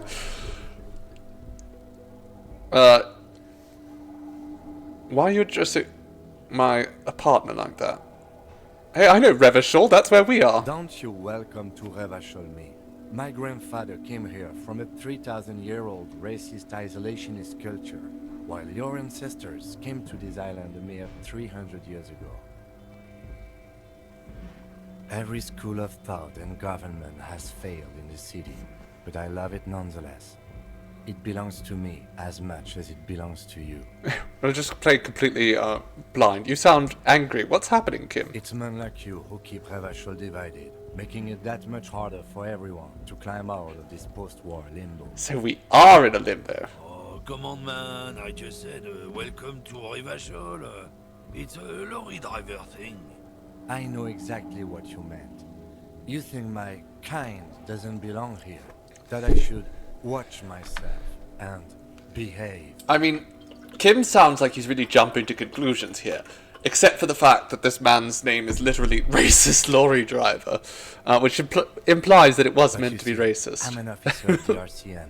It's actually my job to make sure you behave.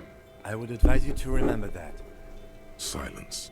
The air between them becomes tense. Your partner needs backup. Now's your moment to shine. Let's punt. Fucking A, Kim. Fucking A. You two make a cute couple. You know that? Oh, he's homophobic the too. Lieutenant exhales and resumes his regular calmness. And as that's settled, we have a couple of questions for Whatever you. you say, officers. What was that argument all about, actually? It's about biological determinism. There we go. Now the racism's coming out. The races. Sorting of the races. Not the most popular topic nowadays, with the coalition in charge and all. You might want to change the topic. That is, bury your head under the sand like common sheep. Can I just punch this man? Change the topic. The way he says it makes it almost sound like a threat. Oh, so you're just a racist. Makes sense. I'm not just racist. Look, I've read books, huh? The science of racial theory has all been proved, even if No, it hasn't. people don't want to accept it. People who've studied these things say that you and me are superior by design. So, naturally, we Occidentals should be in charge. Obviously, you can see the merits in that. I can tell you're a prime example of superior design. Open your eyes. Haven't you noticed something different lately? An unfortunate downturn, maybe? Huh? When members of the superior race cease to believe in their innate superiority, They stopped competing for resources. Okay, and? This concerns you, policeman, so you better be vigilant. The damn kips are showing up good. Very racist. Same with the mosquitoes. And the other intruder species too. They're on the precipice of cultural victory. Okay, and what does a cultural victory actually mean? It's what the kips of Boogie Street are going for. Right under our noses. And the others too, on the radio. Heard any chansons lately? Heard any mojitos or leader? No. Dominating culture is how they plan to win. They say so themselves. It's true. Also, you need to realize the dangers of mixing races. Who knows what might happen if people don't stay in their birthplace? You might end up with a new sub-race, with unknown characteristics, leading to extra competition. Extra competition? That's why you've got to control the offspring. Yeah, I'm not down with this. Why don't you go fuck yourself? Don't push your luck, right?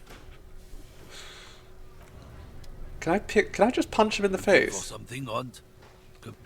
I want to punch this man in the face. He's a racist. Kim, can we punch that man in the face? I want to talk about you. Me? Hello. Would you like a sip of cocoa? I've had enough of it, thank you. I don't see how my life is pertinent to the investigation. That's a terrible thing to say.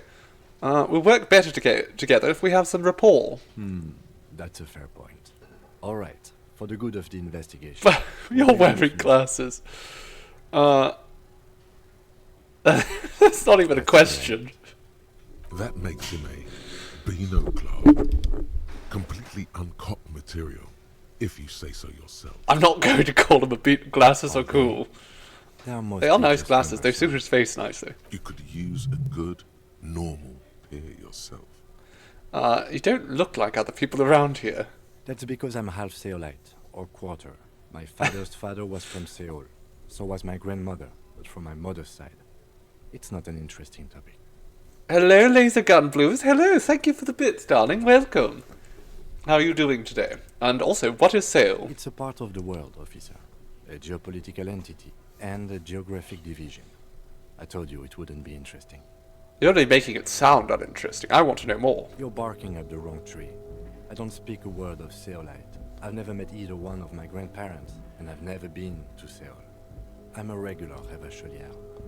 Okay, you're regular, does that mean you talk with yourself like I do? You know, when you're talking, do you have, like, conversations with, like, your brain? I have no idea what you're talking about. So how do you, you know, think? What? Think? I do most of my work inside my notebook. The lieutenant produces his small blue notebook and idly thumbs through a few pages. You're super lucid, yet psychedelic. You don't need office supplies to connect to your nervous system. You're special. I'm very special. Tell me a secret about yourself, Kim. No. No. Big Withers energy. Okay. The lieutenant nods. Alright, goodbye.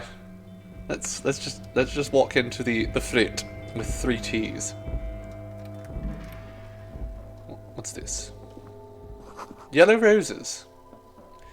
And what's this? The tear machine stands in the corner.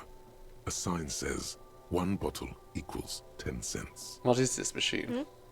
Oh, that's the tear machine. Okay, but what actually is the tear machine? It's a machine for tear.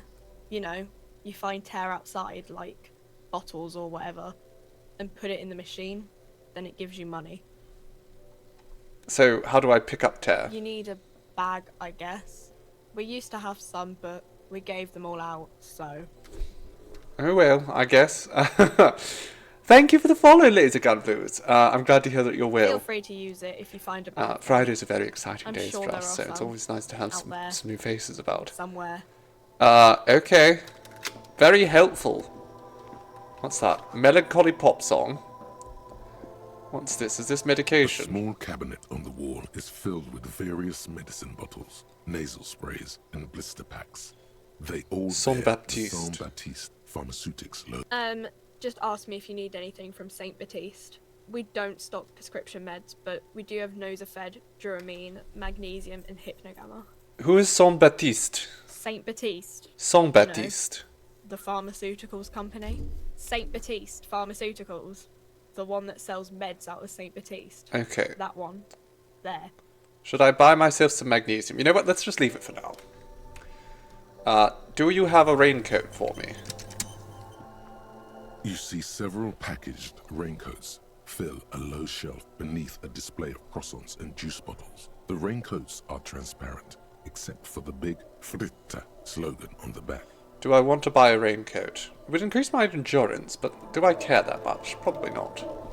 Welcome to Frit. Feel free to look around or something. Everything is out on the shelves. What's that magazine she's reading? What magazine are you reading? You mean this? The cover boasts, ooh, 2 girls kissing. This is Pop Stars. It's got, like, famous people in it.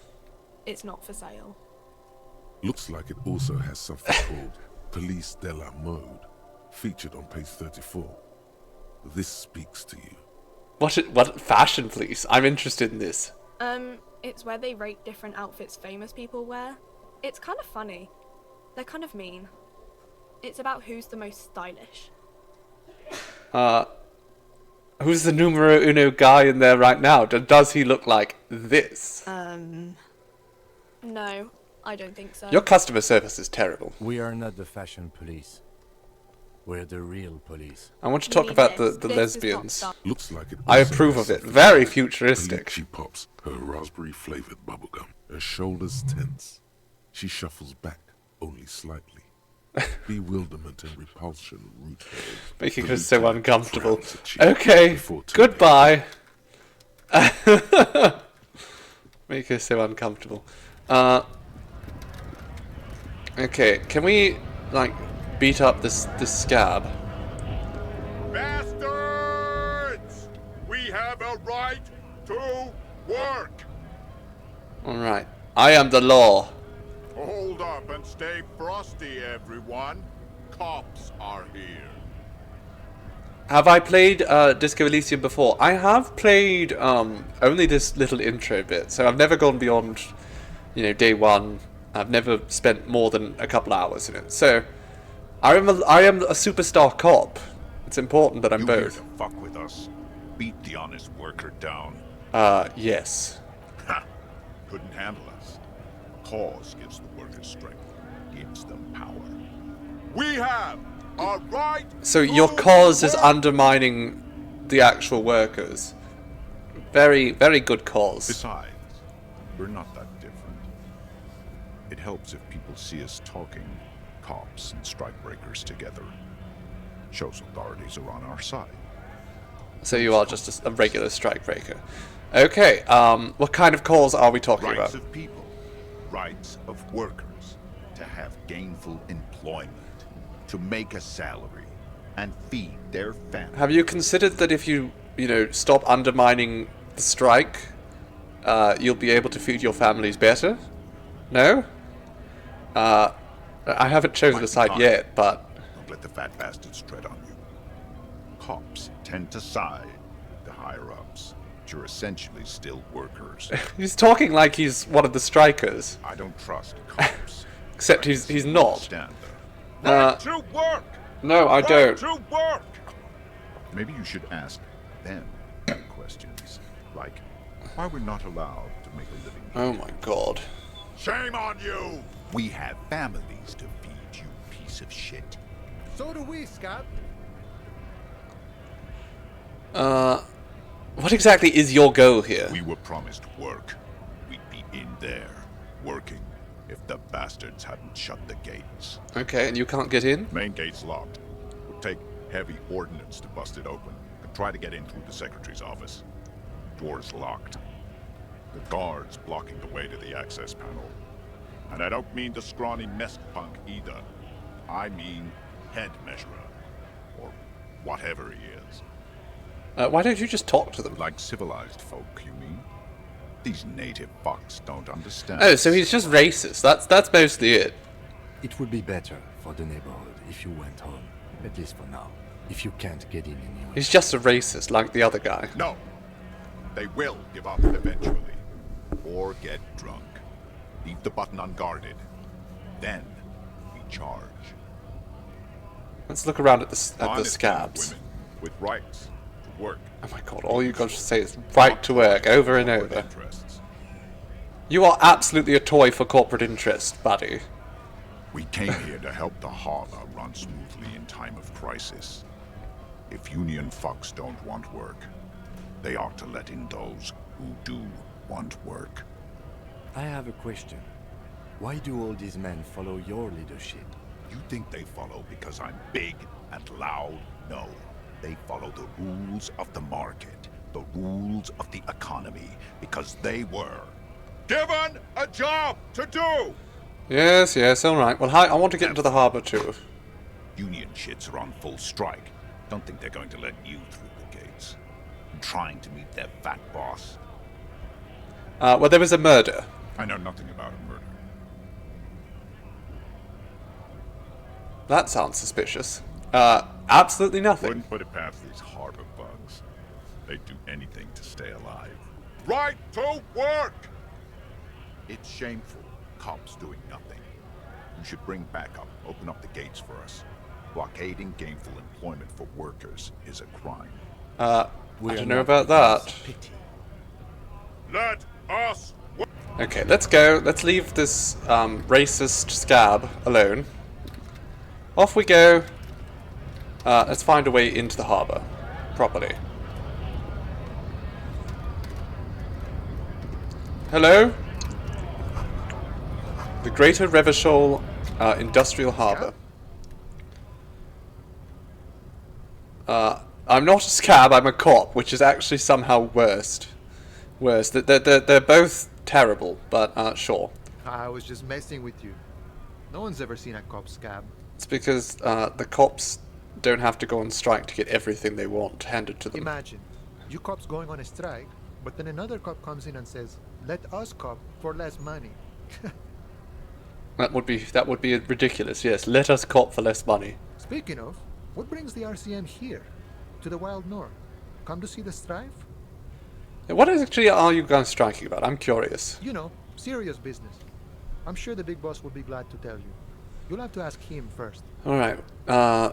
Can I know more about you, Manana? Wants to talk about the strike.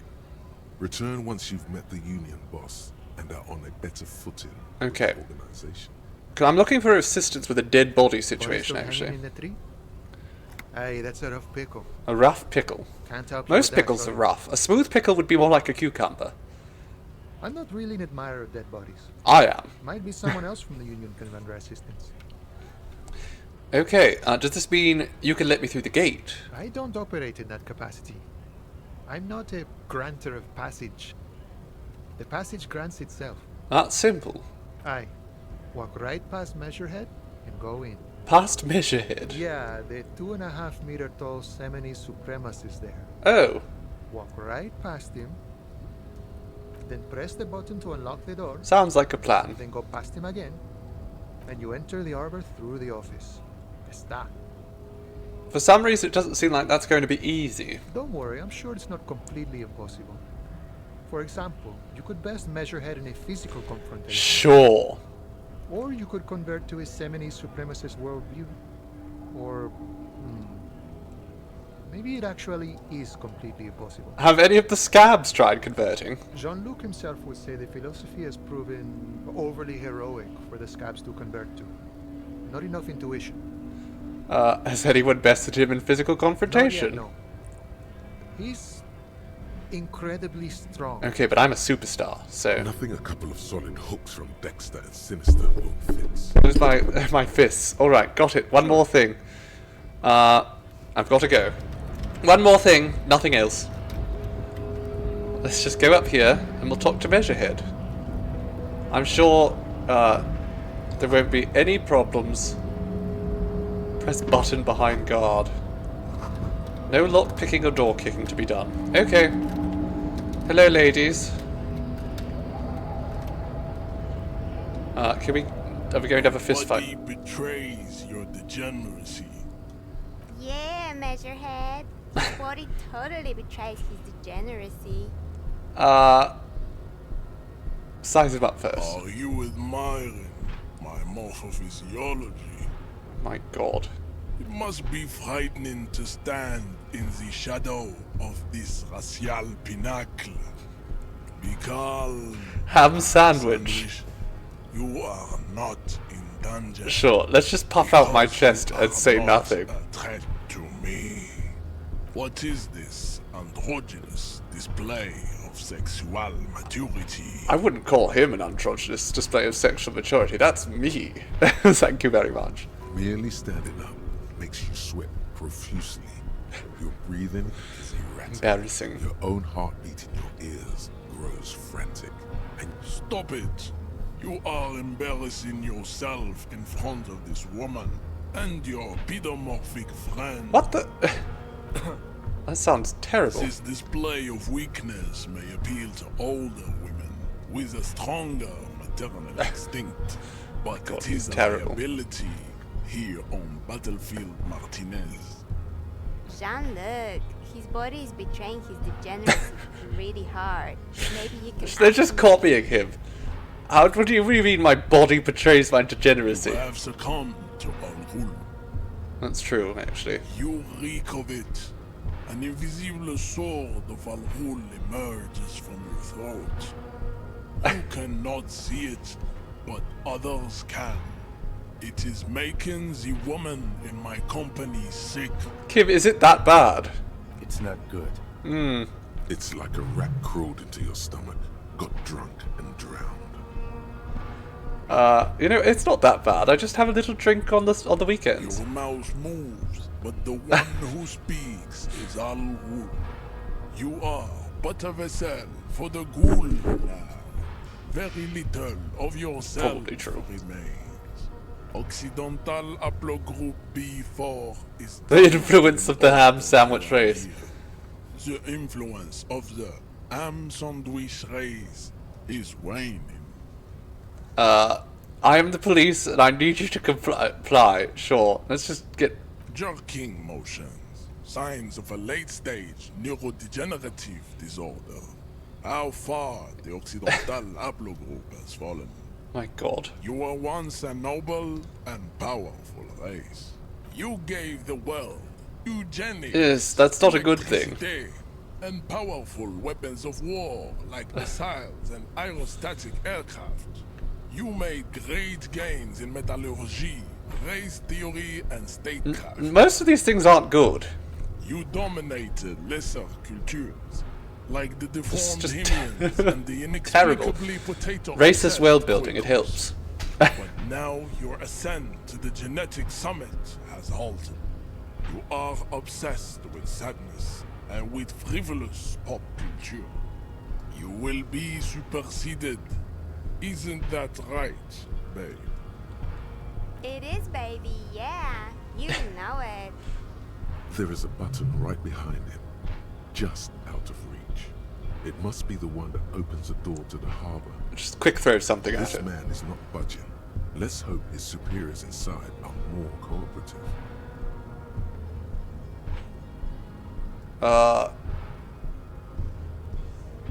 I just need you to move about 20 centimeters back. It is my task to keep the degenerate drunks from entering the harbor. Can I push him? That was a punch. That is right. You should leave the stage of history with dignity. By inviting, bring your troops to the Seminine Island God. and to Boogie Street, and we will pulverize you. When you are gone, we will build a museum for you. The walls will be lined with bottles of Al-Ghul, your beloved beverage. Inside, we will store the odes to homosexuality you call art, and your microcephalic skulls. That's what I love about art. It's ode to homosexuality. He's talking. Rip into him with a punch and catch him off guard. Absolutely. No, don't rip into anyone. You're sensitive. Remember? Communicate. No. Let's punch. Should we punch him? Or subscribe to his advanced race theory? What should we do? Should we subscribe to Advanced Race Theory or just try to knock him out? It would be so funny if we succeed in this. So let's do it.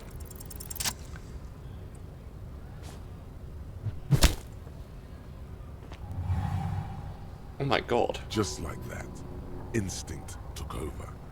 A solid strike straight into his throat, into the cartilage.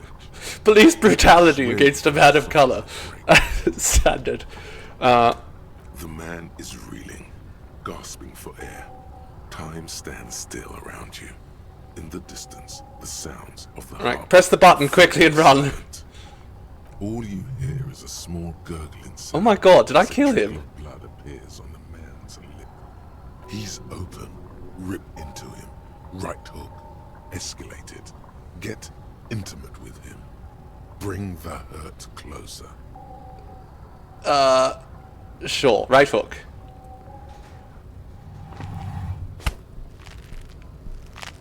Oh dear, that didn't go well. Oh God, wrong move. Your head is in his hands, like a pair of forceps crushing you. Oh dear. And you can feel every jewel. Say it. I am a degenerate drunk. This might be the end. Take the pain, goddammit. At least take that. Never. Even under the increased force on your skull, there is no pain. Just the sound of your own blood gushing in there, feeding your mind with oxygen. You are a poor player of physical chess. Fine, okay. We can't apparently do much here. So let's Go ahead. Don't be shy. Just ask for race secrets. No, can we just try punching him again? There we go. Let's punch him again right in the throat. And then we'll do a 360 roundhouse kick while he's not expecting it. The man is really... Okay.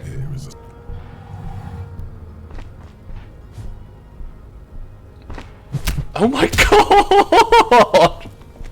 We roundhouse kicked him. Like a broken puppet of muscles and sinew. For a moment, he still tries to keep his head up, dazed eyes looking at you with unimaginable surprise. To your left is the button. Just shout Disco Inferno and then press the button. You slam your fist on the button. The man collapses entirely, his head rolling to the side. Okay, we didn't have to subscribe to his racism. You're the new measurehead now. I'm the new measurehead. No one is the new measurehead. I'm the new measurehead. Okay, let's go. I want what's in this chest too. I want all that real. Can we talk to him now? Sir? The man is still. Okay, ladies, behave yourselves. I'd appreciate it if you didn't force us into situations where I may have to shoot random civilians, because that won't get us anywhere. It was fine, Kim. I had everything under control. I beat the hell out of that man. I'm not even sure the one bullet my chamber holds would even prick that hook. I was fighting bad, unsavory ideologies. I'm a hero. We are not here on some political quest. We are here to solve a crime. Don't make the situation any more volatile than it already is. How else are we going to get through the gates? There must be some other way. Let's go see the... We've already done it, though, This is the other Kim. way with the harbor. We are done with measure. I can't promise anything. Lieutenant groans. I can't promise there won't be any more violence. Should do it again. It's the last thing you'll be expecting. I can't promise, Kim, that there will be no more violence, especially since that went so well. Okay, let's go through this door. Hello! Never gotten in this room before. Let's just have a look-see An around. imposing combination of a punch clock and a payphone is looking down at you from the wall. A note on the side says, "Tokens unavailable due to strike. Use change." Oh, so we can have a phone call with The machine swallows your coin and seems to be waiting for your next... Sure, let's just dial a random number. Your fingers run over the dial pad. 005. Kachai! Oh, hello, my darling. Welcome. 49 5-2. How are you doing and today? A moment of hesitation before entering the final numbers. 993. Calling. Hello? Calling.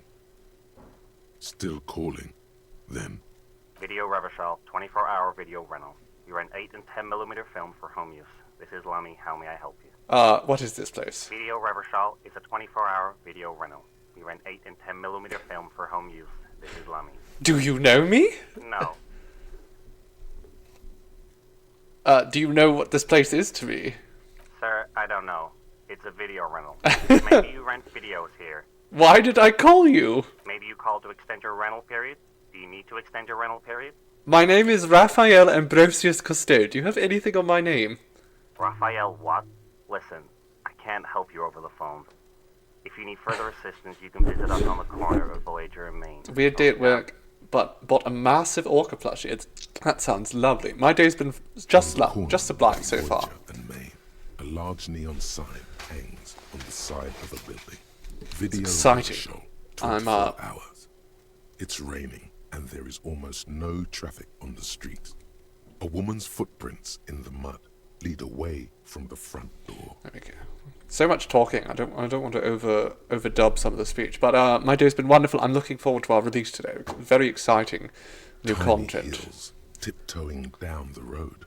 Beautiful steps, light-footed with a lifetime ahead of them.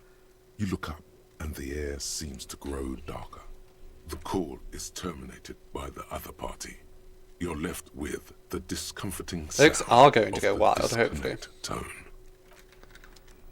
Hopefully people get the references. What's this? La Fumée.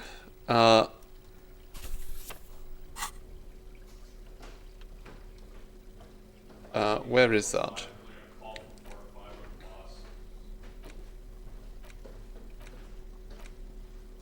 Offers a radical Mazovian perspective on a range of contemporary issues.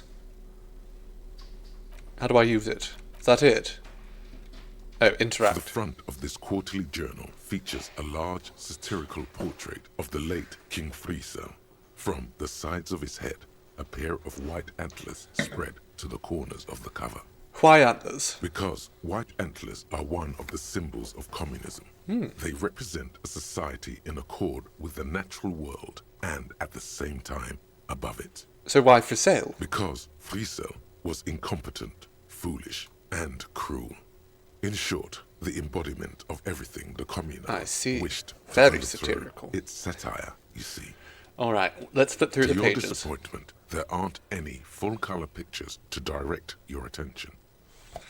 Just column after column of closely set text, interrupted occasionally by little doodles in black and white. After rifling the pages with your thumb several times, you return to the table of contents. The magazine is divided into several sections. International developments, Kunst und Kultur, and local concerns. Just inside the cover. Let's there's check out also the an editor's note. international developments. This section includes a long, tedious critique of the latest round of free trade negotiations between the EPIS nations and the Free State of Semenine. You also skip over an article about heavy fuel oil smuggling along the Messina border, something about bear wrestling in Samara, book riots in Yugograd. Face it, you really aren't interested in foreign affairs. You're not even I am sure interested. I want to know everything. You flip back to the front. Let's read the editor's note. As you know, this journal takes its name from Mazov's immortal expression, du cristal à la fumée. This was his way of describing the way the rigid, crystalline structures of capitalist ideology turn to smoke under communism. So is Mazov, their Marx, I'm guessing? But, like the structures of capitalist ideology, we too are at risk of going à la fumée. Unlike many publications which are content to spoon-feed their readers reassuring drivel, La Fumée is committed to telling the radical truth, even when that truth may drive away potential subscribers. All right. So please, if you value our radical Mazovian perspective on contemporary politics, culture, and international affairs, please consider subscribing today. Yours in struggle, the editors. Kim, I think this is a communist publication. What do you expect? It was laying around the office of the Debarders Union. They're probably bankrolling the thing. You flip back to the front of the magazine. The table of contents unfolds before you. What is Kunst and Kultur? It takes a moment, but gradually it dawns on you. Arts and culture, okay. This section, you come across several reviews of recent radio plays, as well as a brief artist spotlight featuring a local artist identified only as CS. The main feature, though, is a long essay titled Tip Top Tournée, a critical Mazovian perspective. Sure, let's the read the main article feature. Is surprisingly light on details, but after skimming a page or two, you gather that it has something to do with motor carriage racing. If you don't follow it, you only ever hear about the ludicrous sponsorships and obscene death toll. Alright, what do the communists have to say about it? You think you're settling in for a relaxing recap of the most recent season, maybe sprinkled with some nice anecdotes about a few of the more colourful drivers. No, of course not. This is going to be a critical... Instead, you find yourself skimming a 10,000-word feature about all the politically problematic aspects of Tip Top Tournée. I mean, it sounds like there's lots of them, but sure, let's figure out what's more about that. Where to even start? For one, there's the crass commercialism of its sponsorships, and then there's the practically criminal emphasis on deadly motor crashes. So what's so wrong with the sponsorships? Under capitalism, the article says, every pursuit has its price. Every pleasure, even one as elemental as the joy of racing others around a track, is reduced to an advertising opportunity. That's true. Thus, the so-called tournée becomes a competition between increasingly meaningless brand signifiers. Your discount laundry detergent racing against a pack of Astra cigarettes. Oh, I should have a smoke by the by. A fritter. But then you get to see them crash, which is fun. And that precisely is what's problematic about it. Were it not for the promise of random, spectacular violence, audiences would quickly lose interest. At the end of the day, it's the destruction of these 750,000 real racers that you're really watching for. You're right, I really am just in it for the violence. You see, one cannot avoid the conclusion that Tip Top Tournée is simply the apotheosis of spectacular entertainment under capitalism. Kim! Did you know that the Tip Top Tournée is actually an orgiastic ritual of capitalist destruction? I had no idea. I can safely say the thought had never crossed my mind, Detective. I wonder what else is really just a metaphor for life under capitalism. I'm sure most things are, if the young men who wrote this article are to be believed. If I had to wager, I'd say they've never even seen the inside of a motor, much less a motor race. I take whatever they write with a large grain of salt. Oh, I think you're being too critical, Kim. Back to the front of the magazine. Let's read more about the local concerns. Unsurprisingly, much of this section is taken up with articles declaring unqualified support for the dock workers' Of course. strike. You skim the headlines. Paint the harbour red and white. Martinez tames the wild pines. A city in revolt. First we take Martinez. Then we take La Delta. Finally, there's a brief article by the writer, G. Martin, accusing the owner of the Capeside Apartments of illegally attempting to evict certain communist tenants simply for not having paid their rent. Charging rent just to live somewhere is pretty outrageous. The writer, G. Martin, remarks dryly that capitalists love wealth redistribution, so long as it's only redistributed upward. You flip back to the front of the magazine. The table of contents unfolds before you. Okay.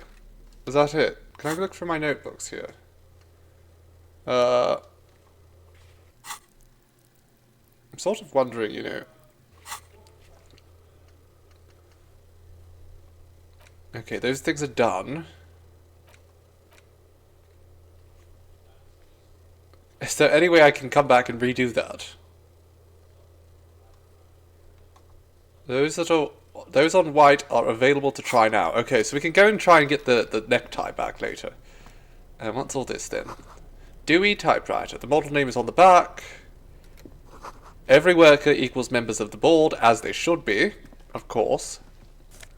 This is a postcard, Le Jardin 21. Drawers are all locked. Someone left the coffee machine on, so I can't get in there. On second glance, someone has forgotten to properly close one of the drawers. Okay, let's rip it It's open. unfortunate for the union to just leave their paperwork laying around like this. Let's see what's inside, he thinks. Okay, let's open it up. The drawer opens smoothly. Inside is a well-organized selection of brown folders. Let's browse through. Hundreds of documents containing logistical data. 2 kinds of transactions stand out. Materials coming into Revachol from the outside world, from Muindi, Grad, and even Ilmara. And the same materials being handed over to companies inside Revachol. Kuron, Coal City, La Delta, and Jamrock are listed among the many districts where the imports are being sold. Pinky's out while drinking's, darlings. Anything It's else hard interesting? to make sense of this thicket of company names, dates, quantities, and percentages. You try to focus, but the lines are getting blurry. Okay, let's give it a try. Whatever's hidden here Excellent. is hidden well. Concentration isn't enough. Only a trained accountant with a background in logistics would be able to really make sense of it. However, there is a little handwritten note stuck on the side of the drawer. Right, let's have a look at it. It appears to be a to-do list written in large, uneven capital letters. That can't be the strikers then, because they don't like Remember, capital. Leo, Everart's shoes, special whirling borscht, water Everart's plants, sweep office floor, more banners. All items on the list have been crossed out, and the note itself is crumpled. Look, Kim, a to-do note with a list of errands for Everard. Everard Clare, probably. The head of the Debarders Union. One of his aides must have left it. Nothing incriminating here. Perhaps not, but I got 5 experience for showing What you. is so special about this borscht? Code for drugs, booze, blood. The drawer slides shut. I'm all about the booze or the blood. What's over here? Is that more... Excellent, more magnesium. And, ooh! I can wear some stylish shades now. Oh yeah. Excellent. Absolutely excellent.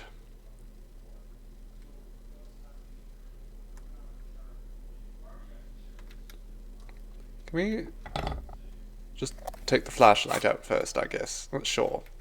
Let's just take the flashlight. It's very bright in here. But sure, we'll use the flashlight.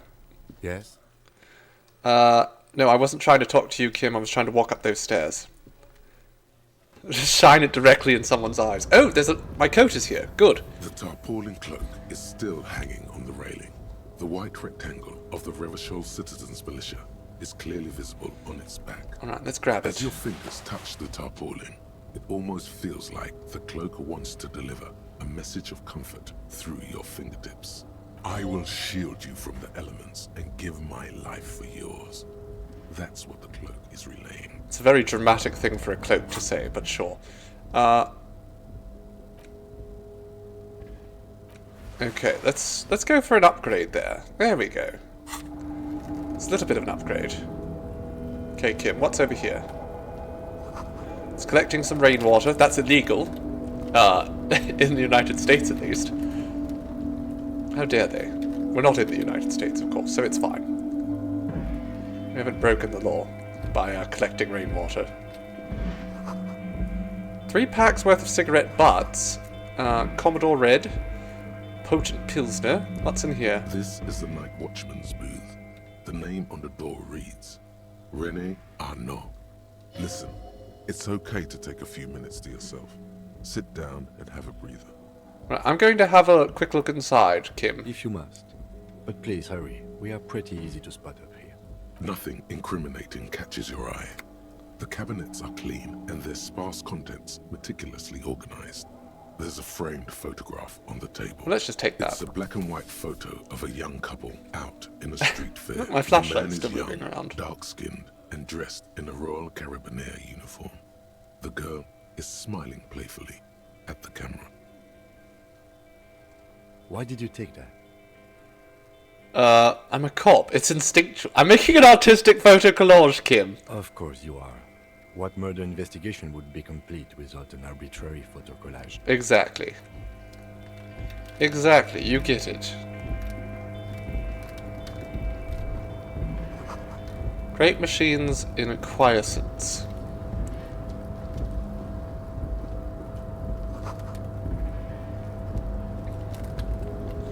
Perhaps we should head back now. I want to get my tie if I can at some point. What's that? A rusting control panel with several knobs. 2 buttons marked Marsh and Arrête are faded with use. It seems Marsh on. Yes, Arrête. I know that much. Off. Sure, let's turn it on. With a loud grind, the crane shifts overhead, moving a massive metal container. I'm sure there's no reason that we should be touching this. Oh, good.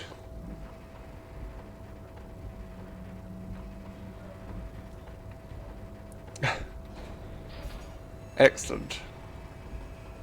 Okay, can we press Arrête now? Turn it off. And with a surprisingly quiet thunk, the crane places the container down.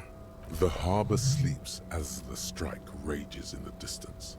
The crane can rest again, now that its purpose has been fulfilled. What do you mean? Moving this container, of course. For this purpose it was built. For this purpose it has... It's its only reason for existing. Now it will rest. I can't see how that was worth the records, except for seeing the crane in action, which I admit was satisfying. Right, can we just stop Crane it? does not return to its original position. No, it shouldn't. It does not It was move. stopped. Okay. We did it! We did it, Kim!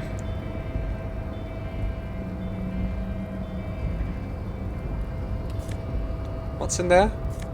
Ooh, another nosophed. I'll take that. Heal myself up a little bit.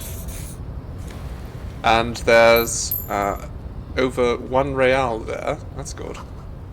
Can I get in here? Before you stands a cargo container. Just one of many in the yard. Okay, but there's obviously something special about this one, Lieutenant. You do? Because I don't. Why not? There are 1 million containers here. Why are you fixating on this one?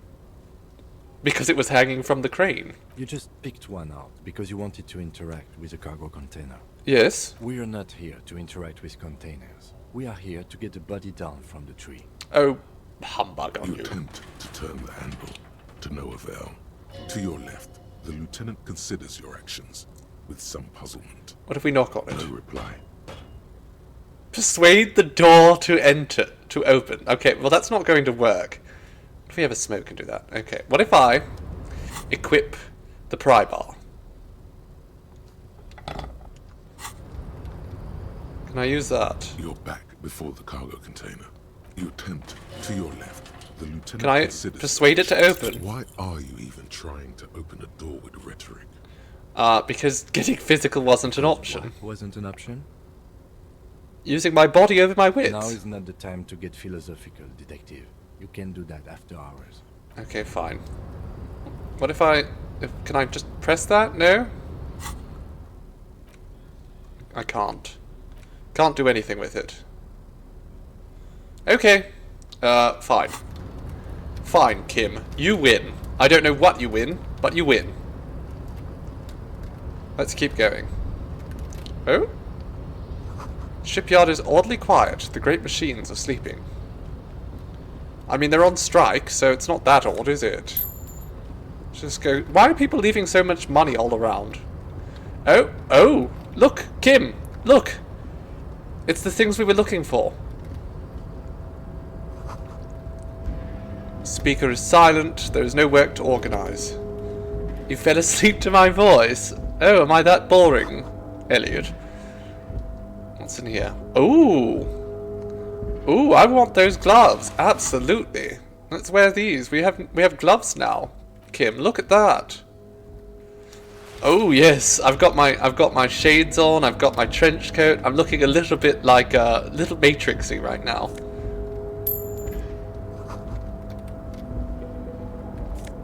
Oh goodness. Lots of real. We have 10 real now. Hello? Container, container, I'll turn you nice and red. Container, container, put the logos on. That's not a very good song. The accent is so thick, it's impossible not to notice he's Ubi, from the vanishing peninsula of Ubisunt on Muindi. Ubisunt sick. Container, container, used to be Wild Pines. Container, container, now belongs to Everard. So your song is not very good. Everard, he looks after everyone. Huh? Well, hey there. How can I help you, mister? I see you are not a union man, mister. Did you get lost? You're not one of them scabs, are you? No. What is with you people in scabs? I mean, they're I terrible. don't personally mind. Folks is just folks, you know, and folks gotta eat. No, they're terrible. Just some of the other guys don't look too kindly on the scabbing kind, if you know what I mean, mister. Are you Leo, who wrote the note to make more banners? Oh, yes. I leave all kinds of notes for myself. That old head of mine ain't so good at keeping things in no more. I almost forgot about the borscht. What's that about borscht? Oh, yes. I've been taking special whirling borscht to the men every day since the strike started. It's very, very good. Makes a man feel so warm and happy. I feel like I could take on Mr. Renadan's boar dogs every time the lunch Is this borscht full of drugs? Power borscht, huh? Never heard of a borscht that turns little guys into dogfighters. Alcohol, however. I want some of this power borscht, please. Yes. I'm taking it to them. The borscht keeps them happy and in fighting spirits. Makes you all warm inside. They brew it in the whirling in rags. Okay, who makes it there? Oh, the whirling's cook. He makes it. Them is always talking with Mr. Manana in that weird language and laughing together. He doesn't speak what we speak. He's from Grad. Okay, well, I'll take the task. I'll look into the special borscht. You do that, yes? He didn't actually understand what you meant, and now he's just nodding along. What's in that container over there? Oh, that one. That should be empty as far as I know. Lots of containers here have nothing in them. They're just waiting to be loaded up. Told you. Well, yeah, Kim. You have to rub it in. Okay. What are you actually doing to the containers? Like, what? Just painting them red? I'm making some covers for them containers here. Yes, I am. So it's easier for the crane operators to spot them. So, what's going on here? Everything is so pretty and red. You and Leo look like brothers as you glance around with similar childlike wonder. Red is so much prettier than drab old green. Sure is, mister. Sure is. Really livens up the place. Yes, it does. Yes, it does. I hate to break this bonding moment, but the red containers mean they are replacing the company livery with the union livery, which means this strike isn't gonna stop anytime soon. Okay, I'm looking for the leader. Oh, you want Mr. Everard then? He's an awfully nice fellow, he is.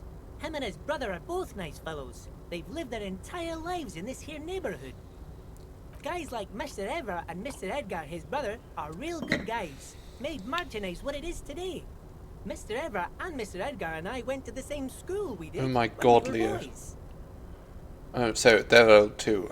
Leo, just tell me where they are. Oh, Mr. Everard is where he always is. In his office, of course. Okay, ta for now then. Bye now. Alright, he was a jolly fellow. Let's go in here then. Mr. Everard? I don't see anyone in here. Coffee in the giant thermoses is still lukewarm. Stair made of pallets. Oh my goodness.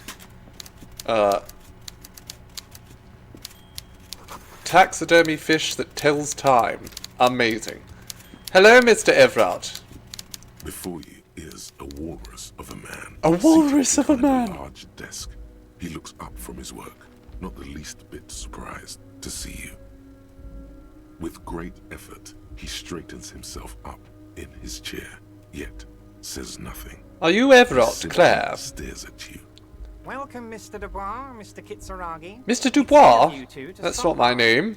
I'm I'm Mr. Cousteau, actually. I'm Everard Clare, head of the Everard Clare. Martinez. Oh, what a interesting accent he has. I'd offer you my hand, but unfortunately my health prevents me from getting up. You understand? Quite. He looks extremely comfortable. The tiny folding chair, on the other hand, looks like a torture device. You go ahead, detective. Whatever he has in store for you, it can't be good, he thinks. I'll do my best. Forget about that. What's with this Dubois stuff? You're getting some seriously bad vibes from that. Yes, what are you calling me Dubois about? Please, Mr. Dubois, let us converse in a civilized manner, as equals. Take a seat. I insist. It's nothing. Yes, that's probably right. It's nothing. Probably. Forget about it.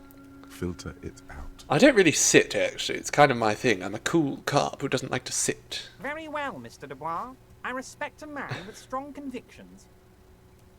I, too, have convictions. One of which is that I will not engage with any man who won't face me at eye level. All right, fine, You're not Felician, buddy. He's got you in a fork. Let's just have a Excellent, seat. Mr. Dubois. I can see that you're a reasonable man, and reasonable men can be of great use to one another. Let's try and wink back, just very awkwardly. So tell me, how can the head of the Debarders Union help a representative of the Revachol Citizens Militia today?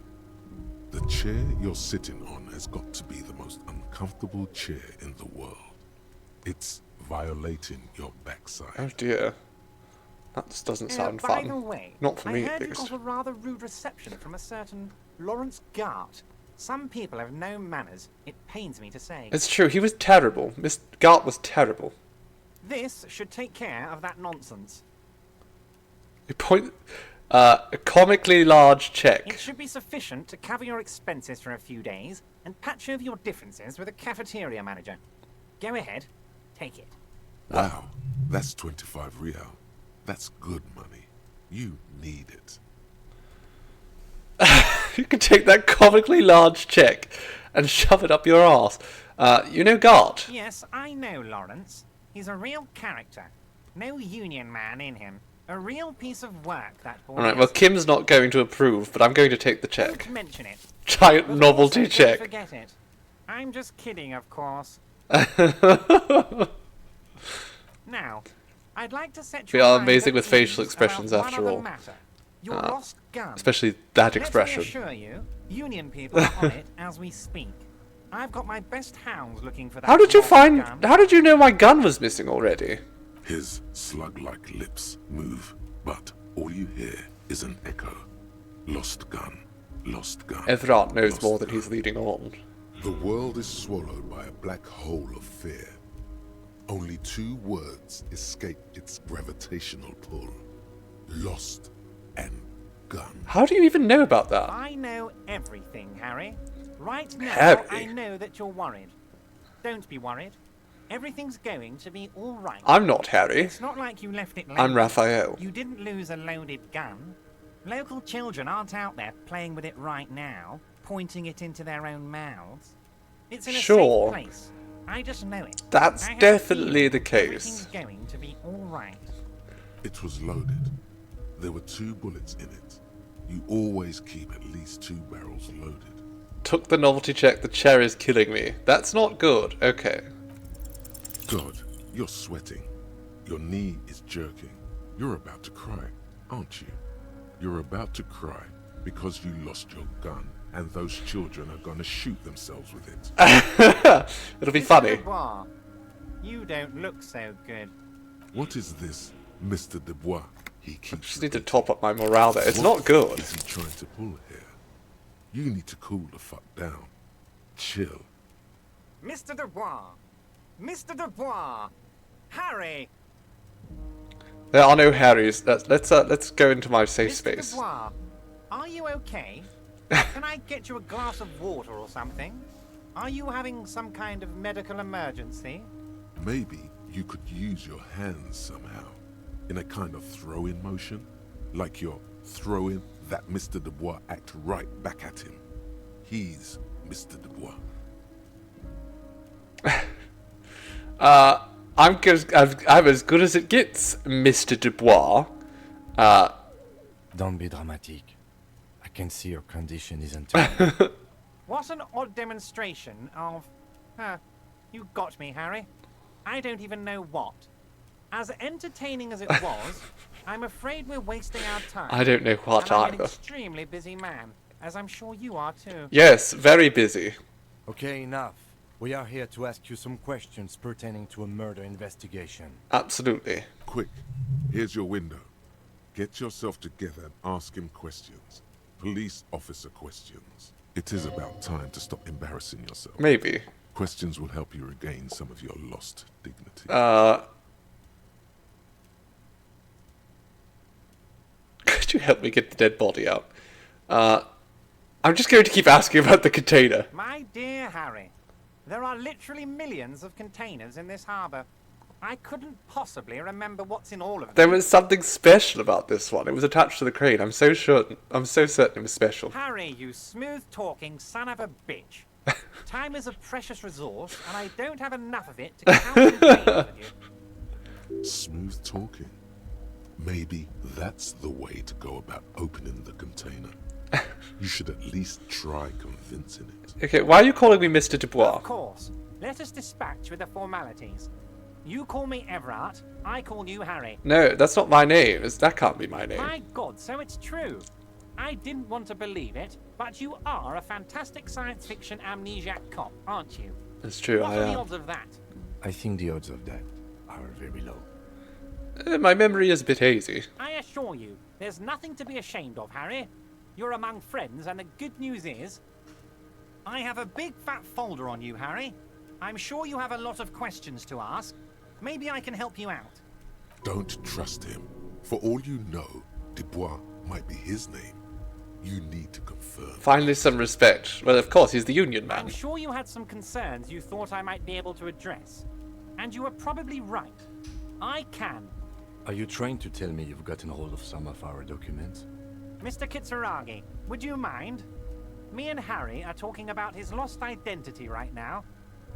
Have another look at that folder. What kind of cop does it say I am? Am I a superstar cop? Harry, you're not simply a cop, you're a star. I am. A bright shining star in the drab law enforcement sky, outshining all other stars. You're a superstar. That's what I like about you, Everett. You get me. Of course I do, Harry. And I'm gonna help you shine. I'm gonna put you on all the big stages. Your name in giant neon letters. Harry Dubois. Okay, so let's get this straight. What is my full name? It's Harry. Harry Dubois. He gets us. He does. Don't feel like either one of these things. You know what your name is.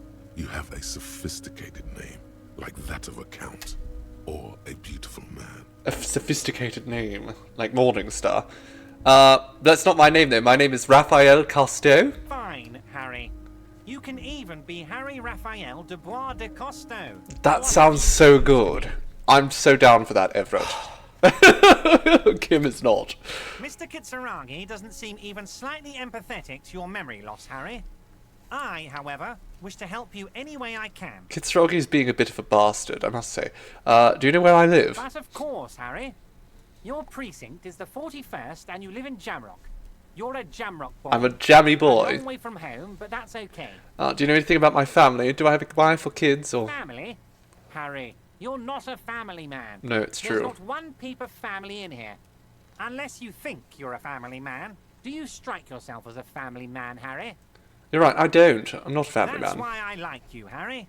A good man knows both his strengths and his weaknesses, and you, my friend, you are one of the all-time greats. It's true, I am. Okay, where did you even get that folder? This?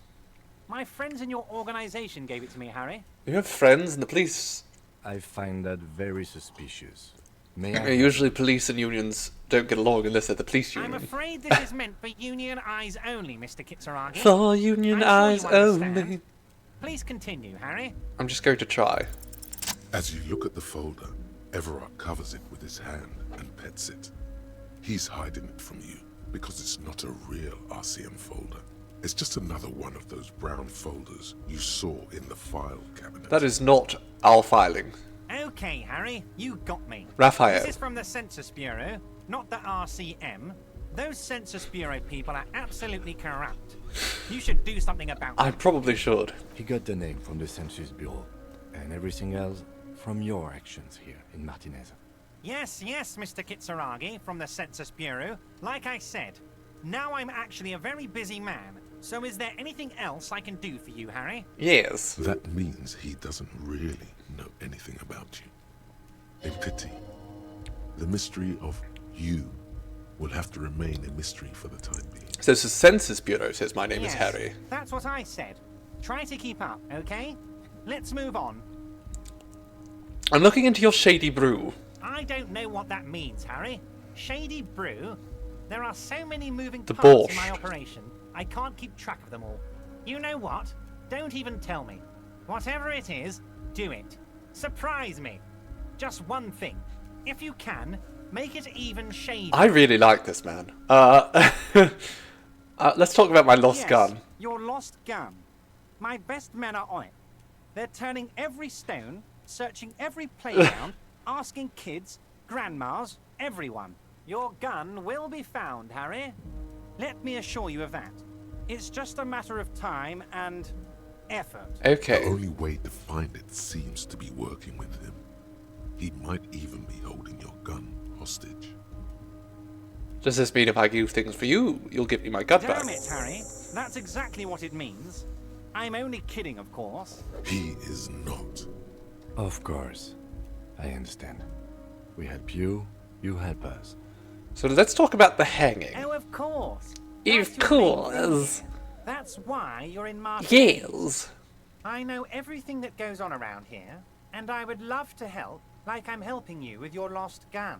I mean, it's no secret that the lynching is connected to the strike. So much to talk about. Honestly, it's been weighing on me so heavily.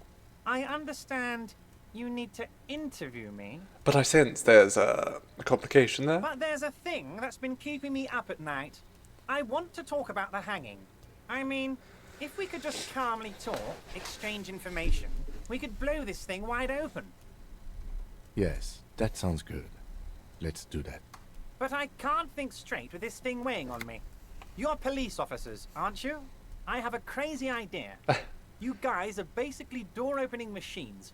Incredibly talented at opening doors. Is that true, Kim? Are we door-opening machines? I'm not sure I understand. If you're asking us to break down someone's door, it's not going to happen. Come now. I just need you to go open a little door for me. Just a small and one. Leave it unlocked. A simple thing. Absolutely nothing shady about it. Does this jiggling ooze think he's going to use you? He's got another thing coming. Play his game, son, with your eyes peeled. He's going to slip up, and when he does, you're going to come out on top. So why don't you just open it yourself? Harry, I'm a very busy man, and more important, Raphael. I don't have that extraordinary physique you do. Ooh, yes. You look like you could run around all day. It's true. I beat up Measurehead. It's very true. I knocked him down. By the way, you might want to get another guard out there because he's probably still unconscious. You want to send someone a message that the police are working for you. I repeat, I'm a very, very busy man, Mr. Kitsuragi, and therefore I must occasionally enlist outside help. So what strong. will it be, Harry? Whose door is it? No one's. It's just a weasel. A weasel lives there. Nothing for you to worry about. And who do you mean by weasel? A loud blabbering weasel. When weasels feel no one is watching, they start acting foolishly. Ah. Just go there, unlock the door, and leave it open. It's been such a burden on me, Harry. I just want this to be over so I can discuss business with you. I bet you don't even know anything about the Harry, hanging. my dear friend, I am what people call a local bigwig. I know everything that goes on in Martinez. Alright, fine. We'll open the door. Fantastic, my friend. Just let me know when it's done and we can take our friendship to the next level. To the next level, ooh. You can get the key from Manana. He's down by the gates. Manana's like a free agent in the Union. Special operations. Hardened socialist. A real free thinker too. He'll tell you precisely where the door is. One last thing, Harry. Yes? Just open the door. You don't need to go in or anything. I just want that weasel to come home and see the unlocked door. Okay, also, could you help me get the dead body down? Noticed there's one hanging on a tree behind the hostel cafe. It's kind of important. Oh my. Don't take this question personally, but why would I get involved in this matter? Mr. Clare, the man was hanged with a cargo belt. A steel-reinforced cargo belt. It's safe to assume the Union had something to do with the murder. Besides, getting the body down would benefit all of us. It's a stain on the neighborhood. Also, I studied the footprints at the crime scene. Worker boots. I can certainly see how having him up there might start affecting some real estate values. But of course, all joking aside, I am going to help you. Oh, don't call Measure Hit. Jean-Luc. Oh. Bested you here, and he has a body in a tree problem. The cop who bested you in physical combat. Please extend him this courtesy. Uh. You can find Luke down at the gates, but you already knew that. Anyway, I did, he's going to yes. help you. This game really remembers everything you do. I appreciate that. Aren't you going to ask me how I got in? I'm going to ask? Hell, Harry. You spin like a man in the face. I saw it from my window. Would you ask a man like that how he got into your container? I understand. I am a terrifying death machine. Don't worry, Harry. Between you and me, I'm not a huge fan of his race thing, but the Union did not get where we are today by frowning on eccentricity. Anyway, I assure you, I am a very well-informed man. Information reaches me before I even get the chance to request it. All right, let's go. You need this to get in and out through the gate. Thanks. I was wondering how I was going to get out. You're one of us now. A real red and white That's Union. me. I'm a Union man. Harry. Playing this very in character for me. As you turn, a bright light catches your eye, making you squint. Where's it coming from? A distant sunset, a stage light, flash photography, nowhere in particular. It's just what superstar law officers do. They squint at lights, and they solve shit. I do look like... That's me. I've been establishing my superstardom hard lately. You have. You're a big dick cop. Big dick cop. Salam Rocky Bai, badass on the edge disco cop.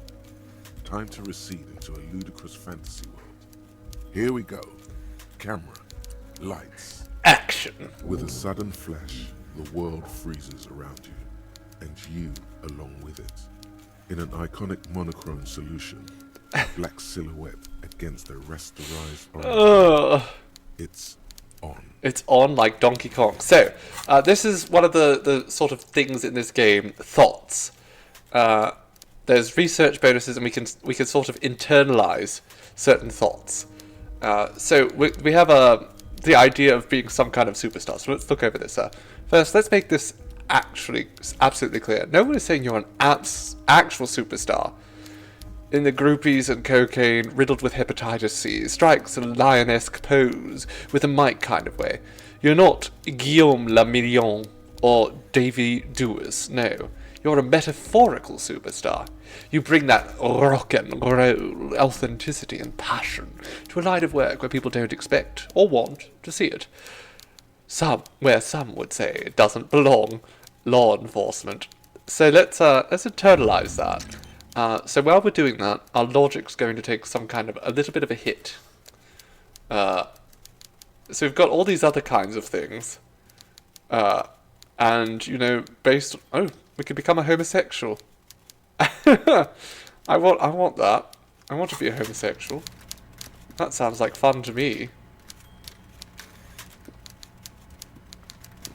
How do we go back down? Kim? Oh, around here. I see. Just asking Kim for things. Kim? Kim, I need your help. Kim? Okay. Let's go. Ooh, I'm so cool. You recommend the homosexuality, you mean?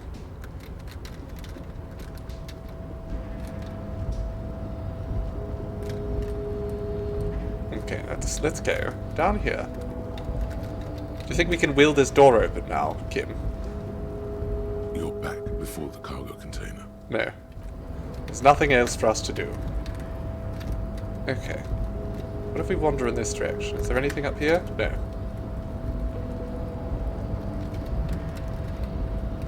Let's just keep going this direction, I suppose. Down the stairs. Let's go, Kim. You and me. We can take on the world together, buddy. You are a pro and you can teach me the ways of the homosexual. Please do, darling. Please do. Okay. Let's go back and see Measurehead. I'm sure he'll be so chuffed to see me. After I knocked his block off. Measurehead. Are you here, Measurehead? Hello, friend. Good to see you're back on your feet. I presume this has drastically altered our race dynamic. I knocked you out like a god of martial arts. True. I said nothing about our personal dynamic. That has altered. A little. It has. Okay, Everett told me to help you, help us get the body down from the tree. Was. You bested me in race combat to reach my superior, then had him give me an order. I salute your cunning, enemy. I will go and remove the body from the tree with my bare hand. You're so noble, Measurehead. But while I am gone, someone must stand guard on the bridge. That someone needs to be you. Alright, let's just stay here. See that they stay here the whole time. That feels like a problem, but sure. We'll just wait here with his girlfriend. And these other girls who haven't spoken. He's probably going to pop the head off, isn't he? Let's chat with the ladies. The woman's gaze follows Measurehead as he leaves. So, you guys are like cops or something? Apparently. Cool. I like men with guns and power. I don't have guns. I'm Katya, by the way. But I do have a crowbar. You hear that? That sound. He's breaking something. Yeah, Jean-Luc must be really tearing it up over there. I wish I could see it. I wish I could see it too. Look at you! RCM rent-a-cops! Guarding that bridge like Everett's lapdogs! Is this where it's at now? The RCM is for sale! And who are you? What is your business here? Why are your clothes? I'll work with whoever I want. That's true. Screw you guys. Scab bastards. Interrupts you, echoing across Martinez. Then the man turns to look behind him at the behemoth appearing around the corner, approaching him. Here comes Measurehead. Walking past him.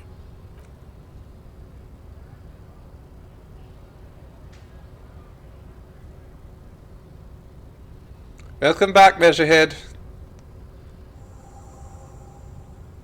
The corpse has been removed from the tree. Stand down and congratulate yourself. You have sided with Ray's victory today. I don't know what that means, but thank you for your cooperation. Sandwich. You are a union man from now on. I am, yes, a union man. I'm a union man. That's me. Okay, let's go. Let's go beat up the scab with a crowbar. Can I do that? Hey, scab, come here. No, we have to actually talk to Manana. Manana! So, how'd you like our harbor? Labor Utopia. It's but a rest area on the path leading across open plains. Right. You talk to the boss, eye to eye, like men of the plain. If you have any more questions, I'm set to talk. Everett said you had a key. A key, huh? What door is this key supposed to open? I was hoping you could. He said it belonged to a weasel. Oh, say no more. I got you. I got that key right here. And let me tell you, it's mighty good of you to help us out during the strike. Working class solidarity, as they say. What does that even mean? Polar weasel? Sure, let's wink at him. Weasel? Oh. I know what you mean. I'm pretty sure he's actually Occidental, though. So you're gonna be committing fratricide. Oh, it was racist comment. What you're looking for is a basement door behind the I couldn't greenhouse. understand that. That's behind the whirling in rags. That's all I know. Our organization is what you call compartmentalized. Means we keep out of each other's business.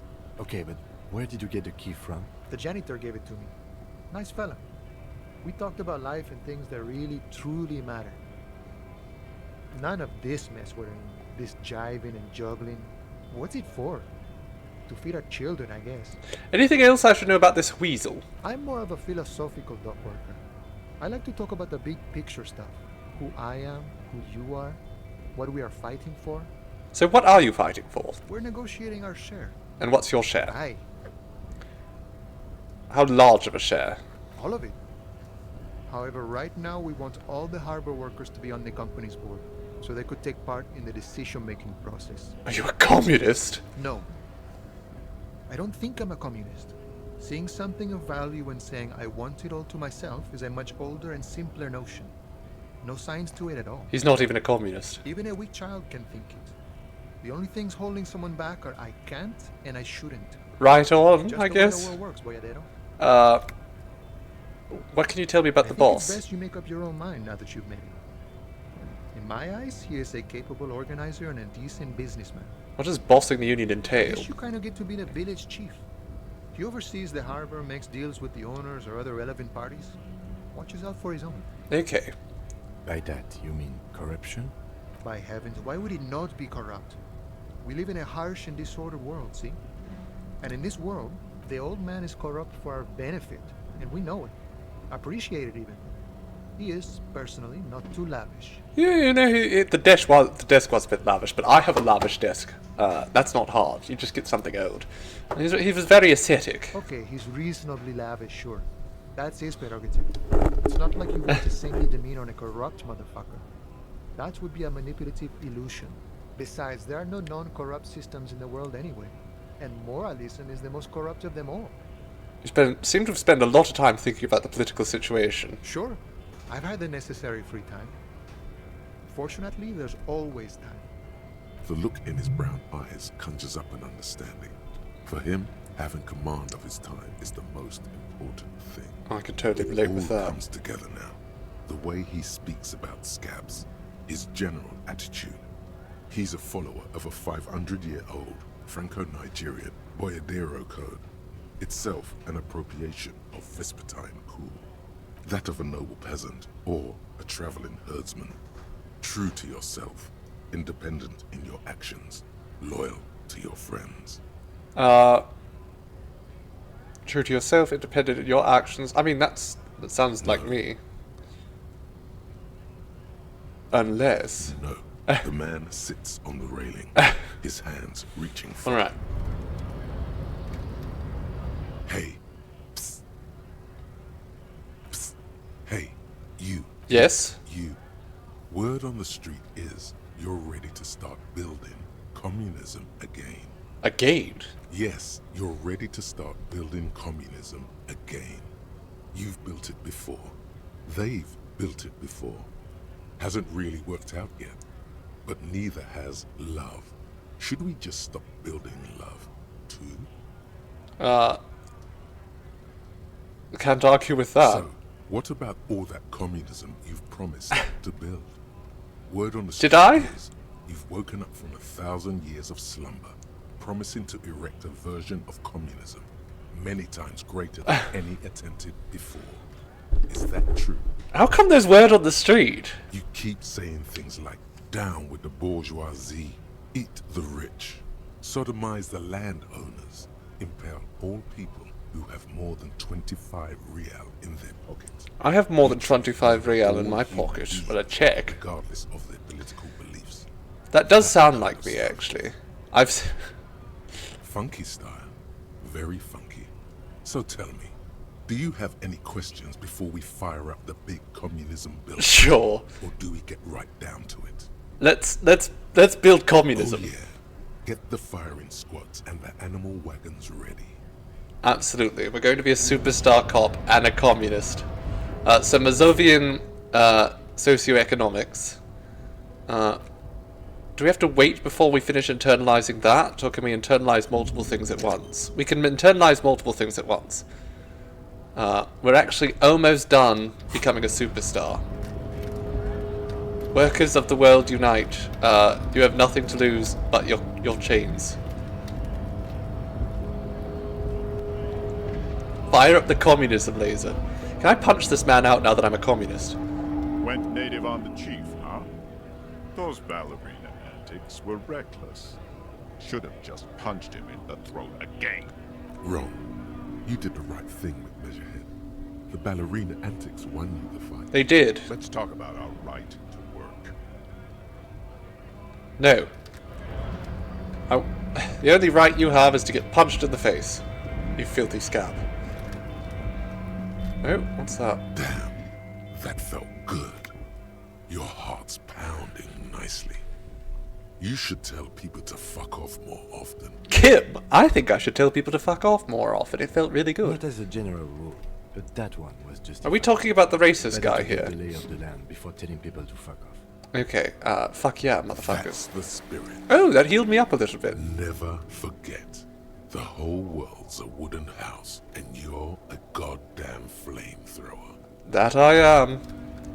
Can I punch you now? Looking for something, Rod? Come to tell me to fuck off again?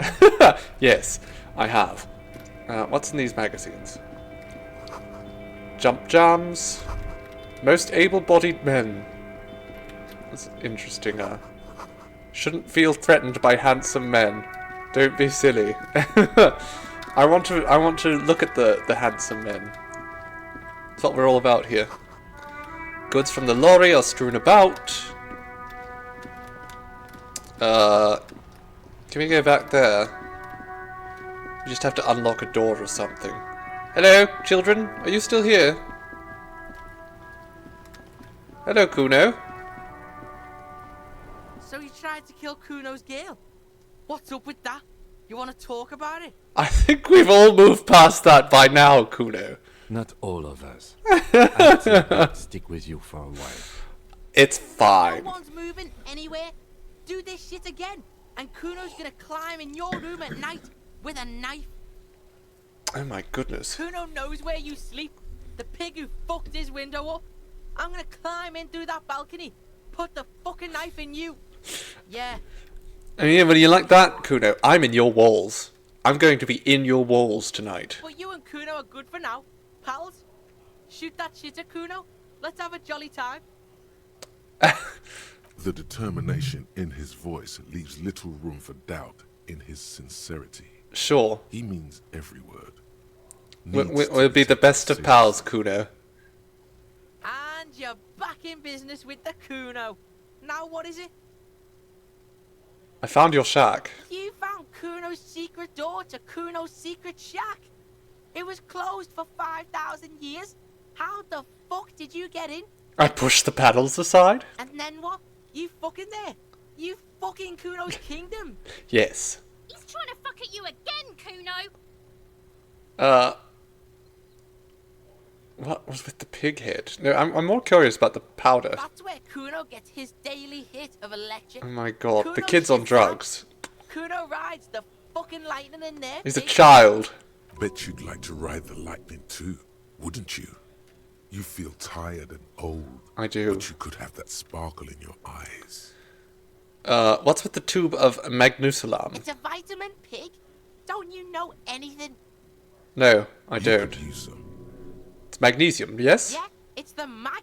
You fucking need that shit to stay on top of your game. Kuno goes through like a tube a day, rips mag like a motherfucker, and you could use a bottle. A whole barrel. That sounds good. Teach him, Kuno. He's gonna use it against you, Kuno. I know all about. I'm rocking it right now. You're not getting this, pig. It completely takes away the hangover. It's like you didn't do anything. Like you stayed home playing with your This kid is so drugged up. Fuck you, pig. Don't do mag. You're gonna OD and you're gonna fucking die. What? Speaking of pigs, what was with the pig's head? Oh, that? Kuno decapitates pigs. That's just a Kuno demo tape.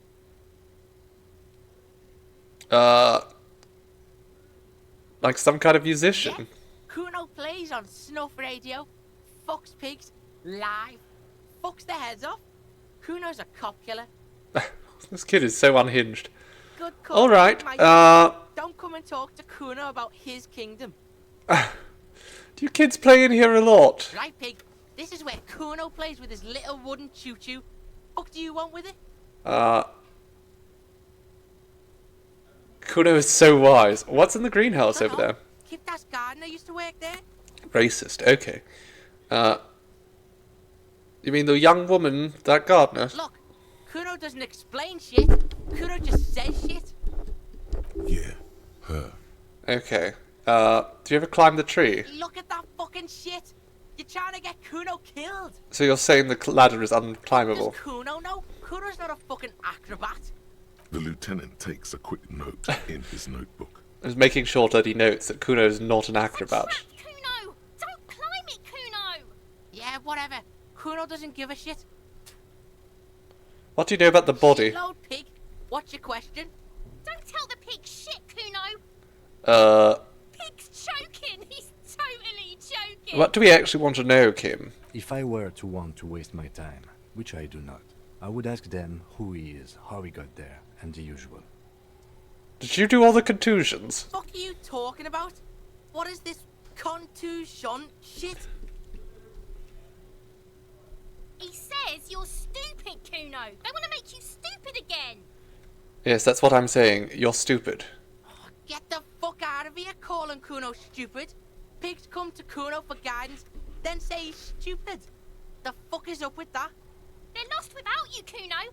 They need you. You're in control of this. Why don't you figure your shit out yourself before you come to Detective Kuno for help? Maybe we should. Okay. Let's just go. Get lost. Oh my god. Who is Kuno? Kuno's Kuno, pig? Kuno. Primal. Violent. Is that some kind of gang name? Yeah, Kuno's in a fucking gang. In a bang gang. Kuno bangs for Magie, bangs for Mazda, bangs for Revachol. Watch out, Kuno! He's trying to fiddle you! He's gonna put his hands on you! What the hell? Help! Pig's got Kuno! Help! Rape! This girl needs help. I think she might also be on drugs. Help! He's got the Kuno, help!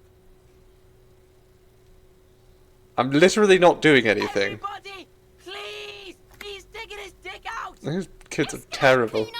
His dick is out! You're afraid! Pigs in here in Kuno! Somebody, please! Look at his shit-eating grin. He knows there's nothing you can do to him. Can I punch this kid? He's bullying you, and you are helpless. Kill him. Let's just knock this kid down. Now, he won't see death coming. Terrible. Thump. The blow connects surprisingly well. This police brutality. We're just so much bloody police brutality. Feels it. This was no light tap. What? I was doing a sick charade now. You are, officer. Get yourself together. Right in the kisser. For heaven's sake, he thinks. This has gone too far. Don't make it worse. Just get back to questioning the kid. Okay, pig. Kuno knows to respect that violent shit. You should see Kuno's dad. Kuno's dad doesn't give a shit about I just knew that anything. punching that kid in the face was going to The connect with creature him. behind the fence has fallen ominously silent.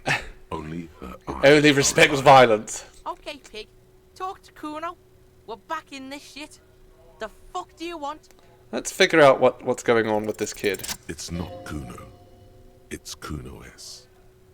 How? Kuno S is by far the worst of the two.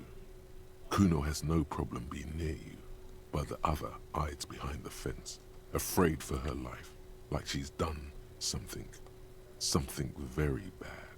She came up with that psychopathic scheme of screaming for help before. Kuno just wanted to talk to you about his name. Kuno S was the one who wound him up and directed him. All in all, Kuno respects madness. You cannot hope to outdo her on that front. You must win yourself a few minutes with him alone. Hey, listen close, kid. Whispering about? He's whispering too. He's going with it. But watch what happens. Fuck you, whispering about. If Kuno wants to whisper, he's gonna fucking whisper, okay? Let's whisper, pig. These kids are terrible. This is it. You've got him. But be careful. You can still fuck this up. Don't make Kuno look bad in this. Because she's trying to control you. She's like crazy scary. You don't know the half of it. She's not crazy. She's insane. Dangerous. She's smoked a man. She's done people in. Probably even pigs. Stop talking to him. Kuno, I'm fucking warning you. You're gonna get us into shit. She understands what you're trying to do. Yo, see? Did Kuno not tell ya? Kuno told ya. Kuno talks to whoever he wants. Talk, pig. Kuno's got it under control. You did it. They're separated. He's even turned his back to her, so she can't read his lips.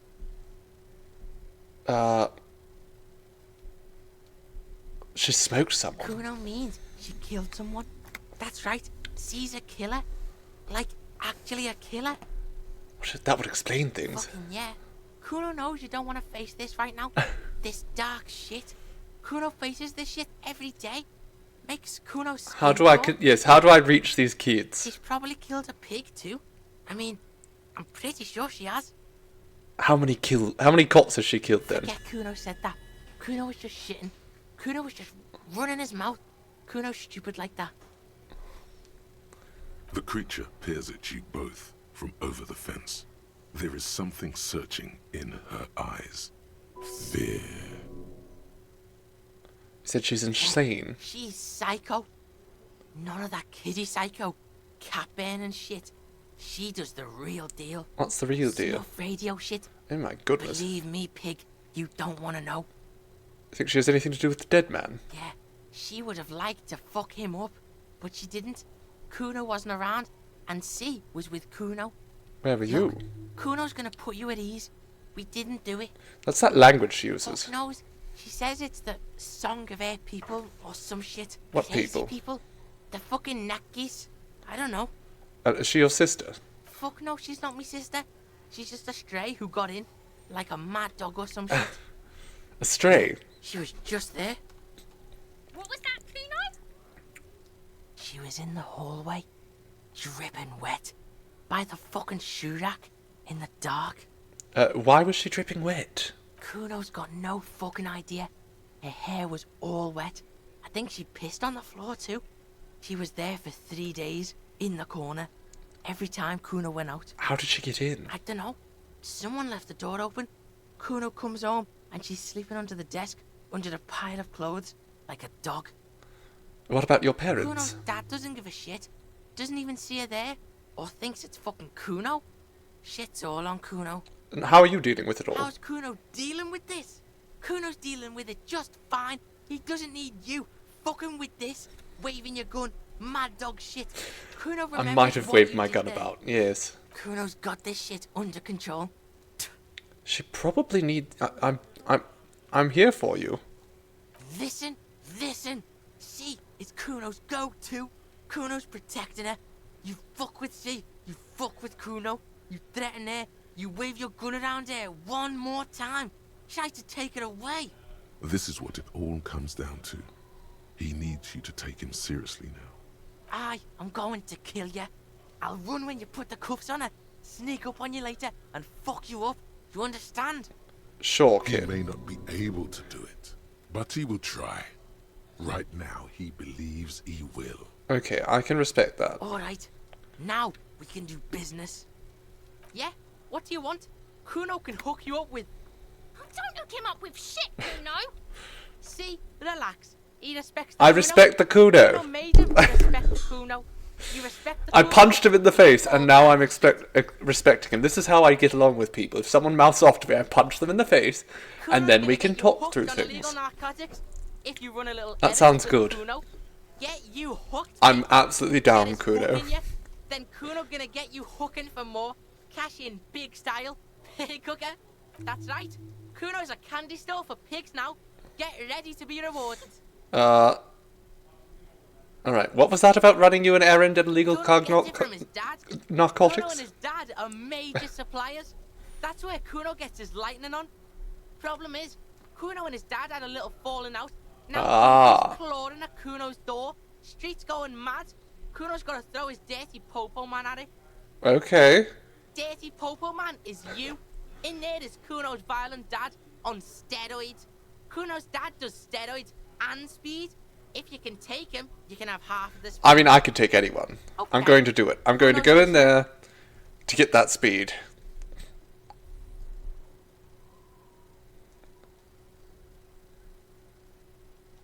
Alright, pig. You can plug him, but you can't stop him. I'm going to get the drugs. Kuno's violent dad's got Kuno's key. So you need to fuck your way in there. Go to the pier side. Bang on the door till the cleaning gimp lets you in. That's how Kuno does it. Then you go to room 12 and kick down the door, police violence style. That's what Kuno does. And then it's action time. You're locked in the room with violent fuckhead. That's it. Next time Kuno sees you, you better have his shit. Absolutely, Kuno. What the hell are you signing us up for here? Obviously I'm not going to take it. We just need to get the drugs away from a minor. Okay, I'm off. Kuno doesn't... Bye, Kuno. Some kind of superstar. There we go. I'm a superstar now.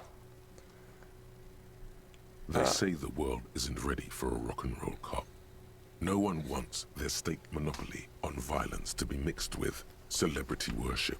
They claim to know it would be dangerous for detectives to rise to the ranks of demigods and have sexual encounters with barely legal cover girls. It would be insane, they say. To all this, you say, fuck off and die. In a cool voice. That's very important. You people have no idea how good these cops are gonna get. They're gonna crack 20 cases a day. In the future, cops will be like astrophysicists, or prime ministers, or prophets. And you're the first one. I'm the first one. So, I have a -1 logic for that's the price of self-delusion. But my learning cap for a lot of other things is raised, and that's good. We're also still studying communism. That's fun. So, I think this is probably... We've got the body down from the tree. We've got Kuno to respect us. We've managed to get on good terms with Measurehead. You know, we've made some friends by punching people directly in the face. We've learned that that is the best way to make friends in this game. But I think that presents us with a wonderful time to sort of wrap up. It's going to be, like I said, it's a much shorter stream today, not even 3.5 hours, because we have a lot coming. If you are not already following me on social media, I don't know what you're doing. You really should be. Because today we will be releasing our new photographs. They are a lovely mashup cosplay focused on a rather heinous Baldur's Gate 3 character, and I'm looking forward to showing them off to everyone. As well, we have movie night tonight, so make sure you join us in the Discord. That'll be at 6 PM EST, which is in about 2.5 hours, roughly. And we will be watching Hello Dolly, the musical, starring... I can't remember who that's starring. Oh my... Barbara Streisand. My brain. Goodness. I don't know what happened there. So, make sure that you join there on Discord for that. At the moment, as I said, I must go. I thank you, darlings, for joining me on this adventure into Revachol. We will be back again next week, probably, to play some more, as well as with some other games. Potentially, I don't know, there's a whole bunch of games to play. But for now, you're just going to have to wait a little bit for that. Ta for now, my dears. Mwah.